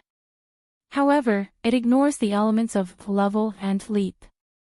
Of course, the schools of thought are different. It's not very appropriate to forcefully explain it. What school of thought? Zhang Yingying wanted to ask, but she felt that it was too sensitive. She forcefully pushed the question back into her stomach. However, she also somewhat understood the thoughts and feelings of certain people. A vague yet grand silhouette of light and shadow seemed to gradually unfold behind Luo Nan. Knowledge and power that were hard to estimate surged within. Luo Nan was the tunnel that connected the silhouette of light and the real world. Perhaps he was already transforming and transmitting a few things, but understanding was far too difficult. It was to the extent that many people thought to themselves, is my level not good enough? Clearly not. If I had more reference information, then I would definitely be much better than that brat Luo Nan. This was the source of all the trouble. Zhang Yingying's thoughts were a bit off track. Luo Nan's explanation continued. Realistically speaking, the configuration design of the Blood Intent Ring Fortress is already very basic. However, this foundation is established within the context of a complete and vast system. It's like the 4 operations. It's admittedly simple, but if you haven't even learned basic numbers, it's impossible to understand it from thin air. After all, abstract things are always a distance away from intuition. Zhang Yingying reacted. You're going to teach them 1, 2, 3, 4, 5, 6, 7, 8, 9. They're not kids anymore. They have the ability to understand. Maybe they can learn a bit more about the basics. Regardless of whether or not Zhang Yingying understood, Luo Nan used his current vision to observe the example from a few months ago. The amount of information he grasped and the depth of the level could no longer be mentioned in the same breath as before. Just as he was able to guess the era imprint of the fortress's structure, he was also able to grasp the difference in the school of thought behind its design. From his perspective, the design of the Blood Intent Ring Fortress was more like a branch of the school of creation. It was the famous school of the Heavenly Yuan Empire in his dream. Liang Lu, Officer Go Yi, and Master Xing Zhan were all from this school. Its characteristics were strict and precise. It was highly generalized and coordinated. No matter how chaotic the beginning was, it would eventually form a strict system after a few rounds of adjustments. Moreover, it was most suitable for seamlessly merging with man-made objects. It possessed a high degree of compatibility and adaptability. The Ring of Blood Will was an obvious example. From the scattered and volatile energy and information of a group of ability users to solidify into a special wedge-shaped structure, and then layer upon layer to form a fortress, it perfectly embodied the structure and logic of creation of this line. However, this branch had extremely high requirements for basic thinking, especially configuration thinking. Only Luo Nan was able to lay down a solid foundation in the Mist Labyrinth, a unique environment unimaginable to ordinary people. Only then was he able to be like a fish in water in the relay station environment. The majority of ability users on Earth, including those in Xia City, might not even be able to understand the concept of configuration. It was truly difficult for them to cheat and think about improvements within such a strict system. In comparison, the School of Fantasy seemed to be a bit livelier. At least in terms of the use of the syncopator. Didn't we send them the design of the syncopator? Let's start from there. Since it's called syncopator, they have to cut it and separate it. Only then can it be considered as working. You can take note of this. Oh. Zhang Yingying reacted. She suppressed her worries for now and raised her voice. Tell me. How do you want them to cut it? In essence, the fortress is a system structure that is simply piled up. Every participant adds bricks and tiles to it. They use everyone's soul strength to construct the blood intent ring. It is a subsystem of the larger system. Through the interaction with other similar subsystems, the main function of the fortress is constructed. Of course, they have already been given a few rules in the initial design. That is why they are called the fortress and not anything else. What they need to do right now is to first put effort into their blood intent ring. Yes, I know they have been researching it, but their research tools are inadequate. Whether it is the bracelets or the external talismans, they all lack the ability to instantly adjust and switch. It will be different if they switch to the syncopator. It seems very empty. Are you sure this isn't a shopping advertisement on a radio station? I understand. Zhang Yingying was enlightened. Although she was still a bit doubtful about the practical effects, she quickly firmed her stance. She displayed 120% of her acting skills. She pinched an extremely pleasantly surprised tone and strove to play the role of a supporting character. Can the syncopator be used to replace the blood intent ring bracelets? Speaking of which, that stupid, big, black, and thick thing gets into trouble every 2 or 3 days. And then there are the talismans and stickers. Even Gao Tianchi himself deeply hates them. Of course it can be used. It's just that the requirements to use it are quite high. It's not too friendly to the fleshly side. Oh, the built-in chip can be broken. Once you grasp the basic mode, and the corresponding software layer can automatically correct and tidy things up. It shouldn't be a problem. Luo Nan was referring to the situation in the Heavenly Yuan Empire. Based on his experience in the relay station, a well-trained maintainer could basically use a syncopator with a certain number of units at ease. It was true that there was the support of the Jade Crystal Array, but there was no need to use it in the complicated situation of resisting the evil poison. As for the corresponding chip, software layer, algorithms, and the like, weren't there a large number of professionals? The Xia City branch, the Xia City government, the military. It would be a waste not to use these resources. Next, Luo Nan gave Zhang Yingying a few basic techniques for operating the syncopator, as well as a few things to take note of when using it to replace the blood intent ring bracelets. Well, time was tight, so it was inevitable that the writing was sloppy. In any case, it was impossible for Luo Nan to waste too much energy on this. He spent about half the time he spent chatting and drafted the text and design sketches. He tossed them to Zhang Yingying and ignored the matter on the other side. The minute disturbances brought about by the telescope disappeared, and Luo Nan returned to the tranquil and peaceful environment of his research. He let out a long breath, and his gaze swept over the situation around him. The surface of the sea, which should have been the vastest, was currently filled with mist. It obscured his line of sight, but most of it stopped at the edge of the beach.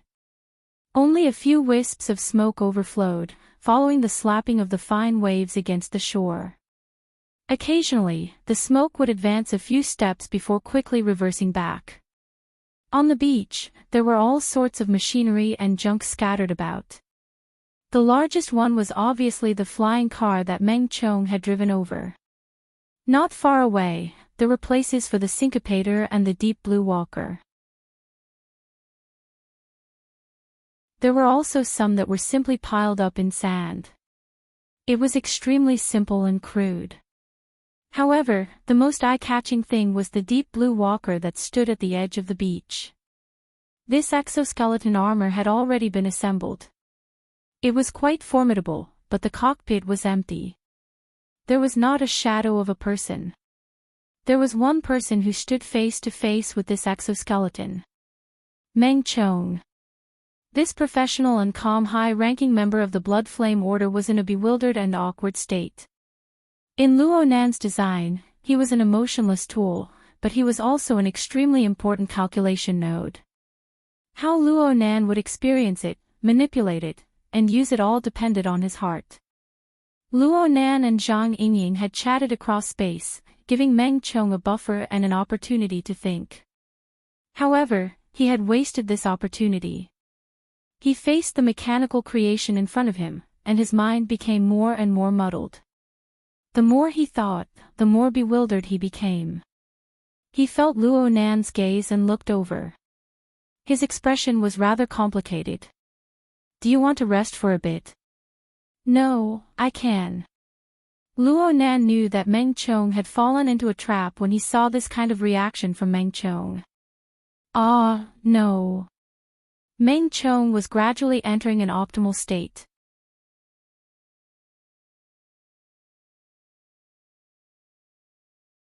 Chapter 953. Luo Nan had spent quite a bit of effort on Meng Chong in order to make the prop better and to better approach the design situation. He had also given Meng Chong tangible benefits. Then you can experience it again. Remember, you are a big, irascible fellow right now. Irascible, extremely irascible. Your instinct is to recklessly destroy everything. All living things are your fuel. This isn't some high-level thinking or world-destroying plan. This is a low-level instinct. It is a need for survival. This is the basic requirement for your survival. It is a unique driving force established on a specific physiological basis. It is like the food of animals, the photosynthesis of plants. Luo Nan was undoubtedly describing the Hellfire Tyrant right now. It was the great sovereign-level foreign species that had appeared in his dream and nearly pierced through the relay station. As for why he had to do this, it was naturally to restore the battlefield of the relay station. Of course, Luo Nan didn't want to completely restore the scene. Instead, he wanted to reverse infer the basic environment of Vanguard Planet 4 from the changes in the dynamic resisting impact. This was the only valuable frame of reference that Luo Nan could find. Everything was done to deal with the greed of humans that was vaster than the Pacific Ocean. In order to restore the scene, Luo Nan seriously combed through his memories. He roughly classified all the elements in his memories into 5 parts. The first part was naturally the Heaven Abyss system represented by the relay station's defense forces, various facilities, and even the space-time fortress structure. The seemingly random flying cars, junk, and sand piles on the beach were in fact a sand table reconstruction based on the internal and external layout of the relay station. The deep blue walker at the forefront of the beach represented the highest combat power of the front lines at the time. It was Sir Shi Yuan, who had gathered the power of the Standard Array and other systems, and Lieutenant Liu Andy, who had replaced him. The second part was the largest opposition of the relay station. It was the great sovereign-level magnetic cloud jellyfish with its own massive servant army. Right now, it was represented by the surging thick fog on the surface of the sea and the waves that pushed against the shore. The foggy seawater seemed chaotic, but there were complex configurations flowing and changing inside. They were constantly combining and decomposing, carrying out rational attempts at a hierarchical structure. As a result, they were quite sensitive to external stimuli. Luo Nan wasn't joking around with Zhang Yingying. What he said was completely true. The third part was the Hellfire Tyrant that Luo Nan requested Meng Chong to play. Although that fellow was summoned by the magnetic mica jellyfish, it had a relatively independent characteristic. Moreover, it was able to support a tripartite situation at the time, affecting the entire battle situation at the front lines, so it was singled out. The fourth part was already no longer a material existence, but rather a fatal environment that couldn't be ignored in the greater context of the light concealment galaxy, evil poison contamination. Be it the elite troops of the Heavenly Yuan Empire or the fantasy breeds and extraterrestrial species at the Great Monarch level, they were all affected by this environment. The fifth part was the final goal that Luo Nan pursued. It was the framework and specific parameters of the space-time environment that bore all of this. Luo Nan obtained inspiration from the fantasy mimicry technique and the super-configuration theory by using this sand table style of structural restoration and contrasting deduction.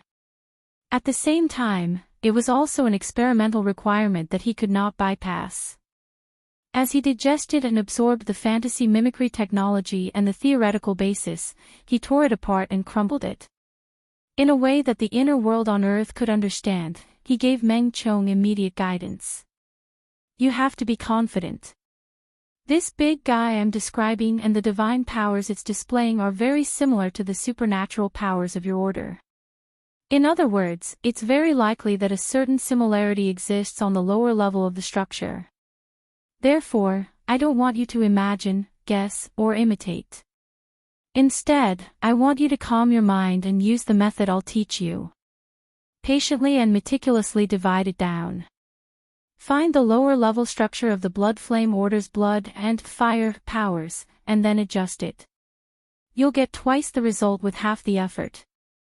As Luo Nan spoke, several dozen centimeters shuttled and crisscrossed around Meng Chong's body. They flew up and down, helping Meng Chong experience this feeling. Meng Chong's brows were locked tight. His face was taut, and a bloody light flowed within his eye sockets. It seemed to be so dense that it could explode at any moment. But in the end, the burning sensation of hunger and thirst still only appeared in his imagination. Whoosh! A long sound similar to the sound of evaporation rang out, and Luo Nan immediately called for a stop. Slow down for a bit. The corner of your eye is cracking.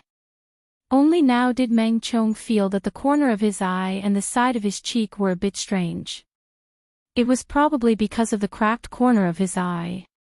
Blood flowed down, but it was soon evaporated by the high temperature of the bloody flames. Meng Chong didn't care about such a small injury at all. He took a deep breath. Again. Luo Nan shook his head. I still need to slow down. I need to manifest the structure, the level, and the element of a leap. This isn't something that can be accomplished just by relying on the bravery of blood. Luo Nan put away the centimeters as he spoke. Meng Chong's thoughts weren't too clear to begin with, and they instantly became much more chaotic. He really couldn't hold on any longer. Meng Chong closed his eyes and slowly let out a long breath. The taste of blood clearly stuck to his lips, teeth, and throat. He was injured, and it wasn't light. This was the price of helping Luo Nan with his experiments. It wasn't that Meng Chong didn't have his suspicions, but now that he closed his eyes, the vivid imprints that were branded into his memories naturally emerged. These were the few fragments that Luo Nan had displayed before Meng Chong's eyes when he had helped Luo Nan with his experiments. They seemed to have been dyed in color right now. They were a field of blood red. Of course, the most important thing was the structure and even the image that transcended above it. Even though it was intermittent, it possessed a stifling guiding force, an extremely high degree of compatibility, and an inconceivable sense of intimacy. Every time Meng Chong retraced, the blood and energy in his entire body would boil. It was as if he wanted to exhaust all of his energy to mend the incomplete parts, to make a complete appearance. But in the end, he still wasn't able to touch that level. Even though he disregarded everything and forcefully catalyzed his blood and energy to the point of accumulating internal injuries, there was still an insurmountable distance between him and the level of those few configuration fragments. But no matter what, Meng Chong was a veteran cultivator of the Blood Flame Order. He could affirm that any cultivator of the Blood Flame Order who saw these configuration fragments would have doubts, but they would have to be prepared to become a joke. Even though these fragments didn't represent the inevitability of the development of the Blood Flame Order system, they already possessed the function of road markers. They clearly marked a path forward. On this level, truth and falsehood had already lost their meaning. If Luo Nan was able to tamper with this matter to this degree, then the Blood Flame Order deserved to be squeezed and toyed with like cattle and horses. Oh. Meng Chong suddenly came to a realization. His eyelids trembled a few times, and he opened his eyes once more. His gaze cast toward Luo Nan, and he saw that Luo Nan was controlling over 100 syncopators. Luo Nan was moving shadows around his house. Luo Nan was focused like a child addicted to a game. In reality, Luo Nan was only 16 years old. Meng Chong felt that this was rather absurd, but these thoughts were washed clean in the blink of an eye. He hesitated for a second, but he still opened his mouth and said, "Sir, I really don't have the strength to handle this matter alone. Is it possible to brainstorm in the order?" The flying ant beside Luo Nan buzzed. Luo Nan's eyes didn't even glance over, but his voice was very clear. "Sure."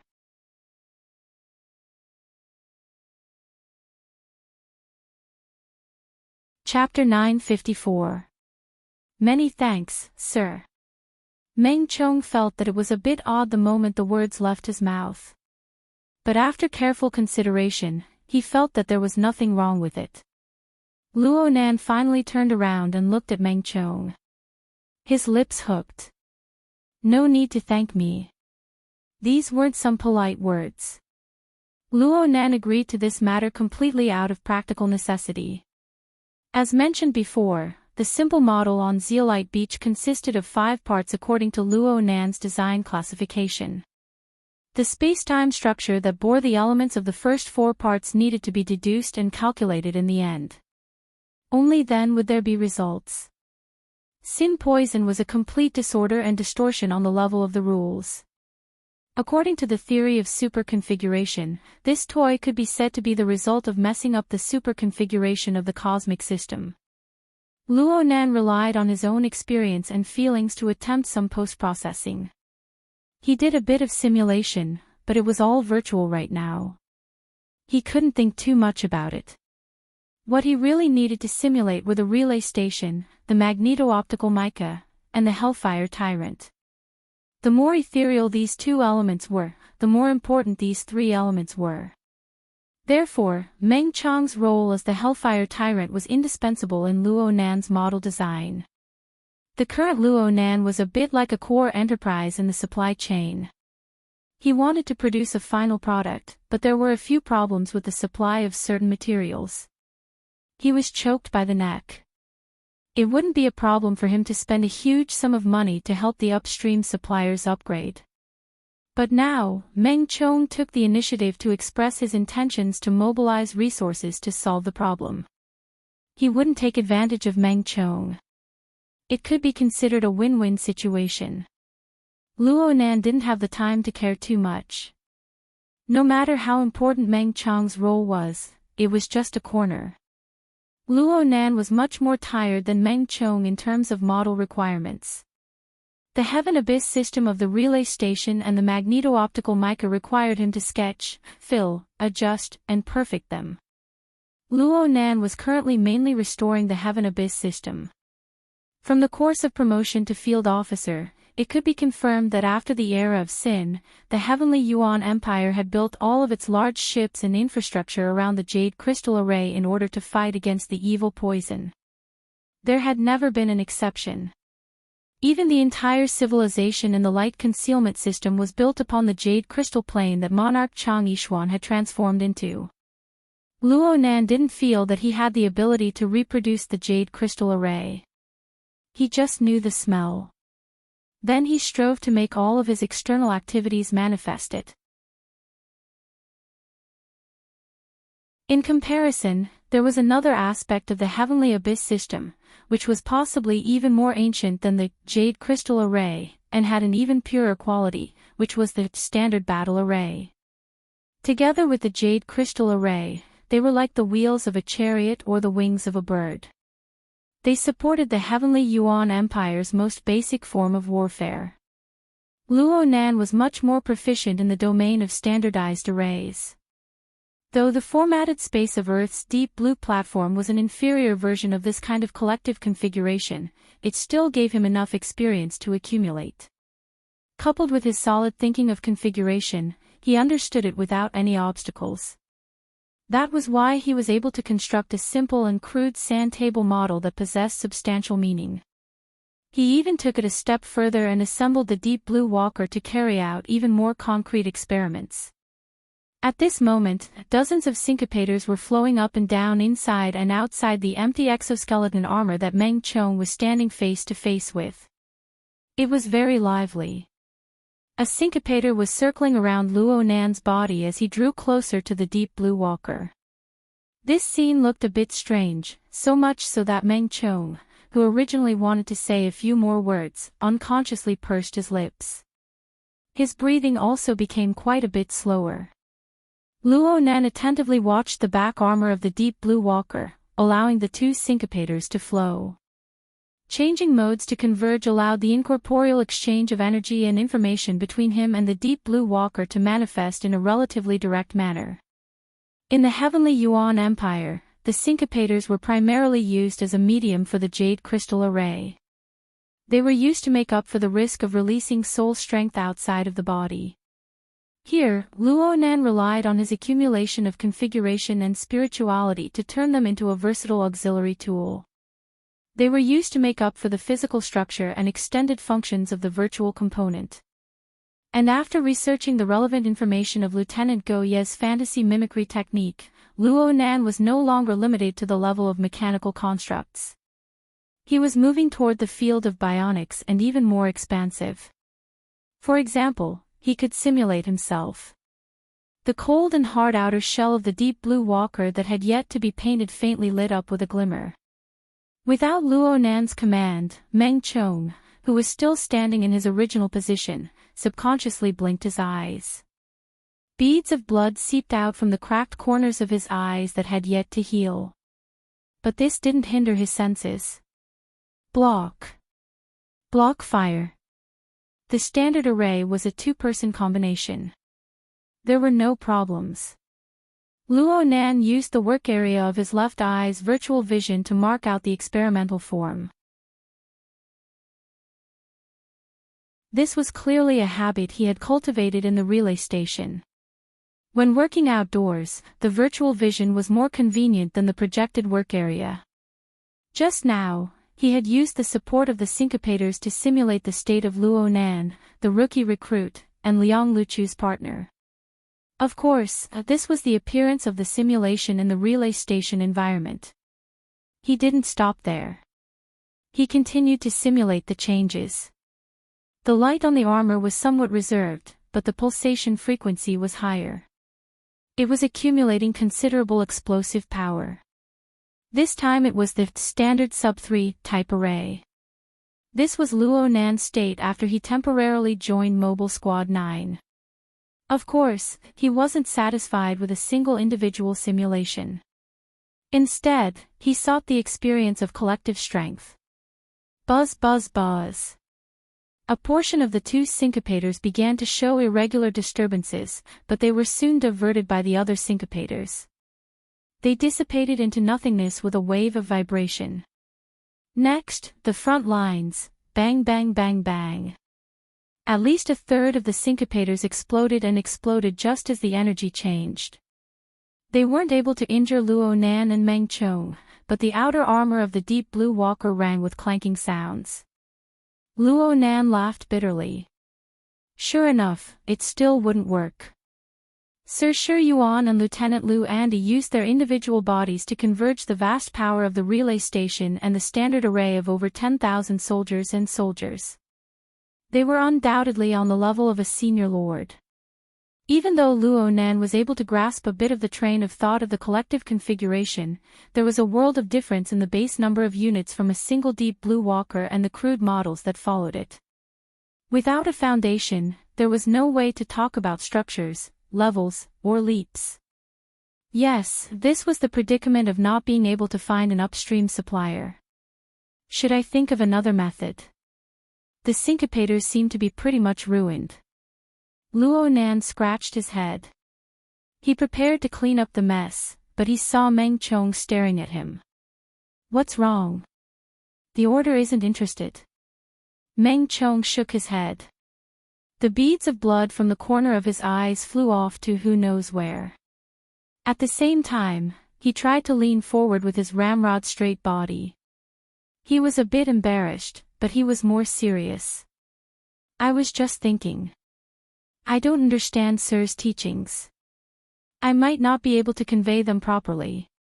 Otherwise, Sir could come to the order to teach and let the members of the order see Sir's graceful bearing. It was really hard for Meng Chong to say these half-literate words. Luo Nan discussed the matter as it stood. You don't understand. Which part? This. If it was possible, Meng Chong naturally hoped that Luo Nan would speak from beginning to end. It would be best if he could speak until Meng Chong completely understood.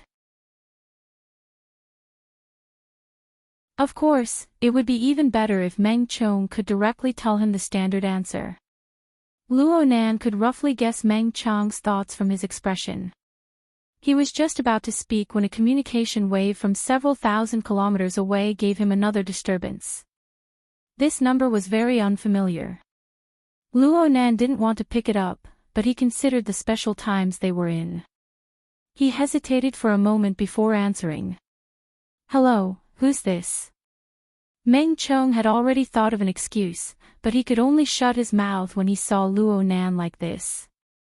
A voice that didn't ring a bell was transmitted to D City through Luo Nan's sensing channel. Chief Luo, this is Shi Xinhe. Shi Xinhe. The voice sounded unfamiliar, but it also sounded a bit familiar. The other party should be able to sense the doubt and alienation in Luo Nan's tone, but his attitude was still very proper. Yes, Chief. I'm a student of the Scavenger Project team. I'm currently in charge of the detection and sensing module. This time, Luo Nan didn't wait for the other party to finish speaking.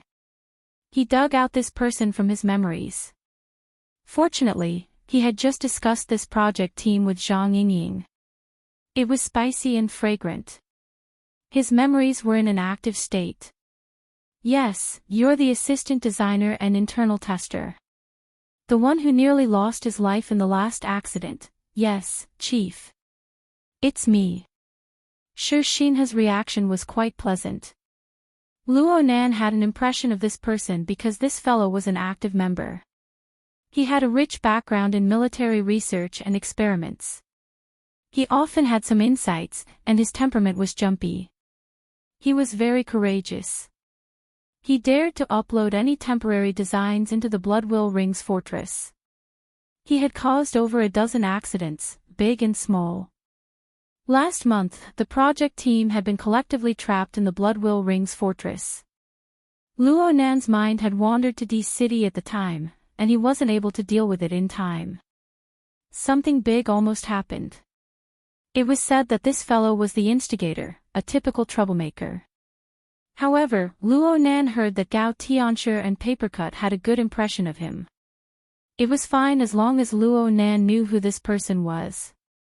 In name, this person was his subordinate. Luo Nan continued to chat. Why, are you looking for me? Shi Xinhe's voice grew more and more excited. It was to the point that his words were a bit incoherent. It's like this, Chief. I'm currently undergoing safety training in D City. It's the cause of the last accident. I just heard that you're here. Can I follow you for a period of time and listen to your teachings?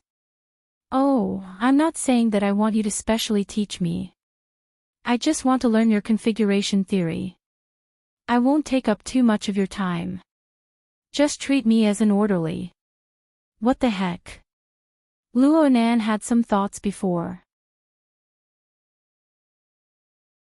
He thought that Xia City's military and political system had reacted quickly and came looking for him to discuss cooperation.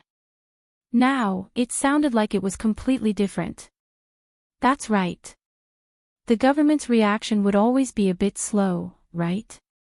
Luo Nan thought for a moment and asked, how did you know I was in D City? Sorry Chief. News is flying everywhere right now. It's coming from every level. Shi Xinhe's words were a bit hesitant. His words were quite subtle. It seemed that he was hinting at something. Plus, he displayed the appearance of an admirer, but his words and actions were a bit subtly out of tune. Luo Nan had a general grasp of this. He thought about this person's background. Regardless of whether it was true or false, this was at least a relatively interesting beginning. Plus, he kept the communications open. His gaze swept over the simple model of the smoke and the beach. A few seconds later, he spoke again. How many people do you have? I'm saying, how many ability users can you gather? Military, government, and all sorts of people. How many do you have? You're tuning into the LoveLore Library YouTube channel. We're so grateful for your support and don't forget to subscribe to join us on this incredible journey through captivating stories. Your generosity through donations truly makes a world of difference, as it's the primary source of revenue that allows me to expand and enhance this channel for you. Thank you from the bottom of my heart for being a part of this adventure.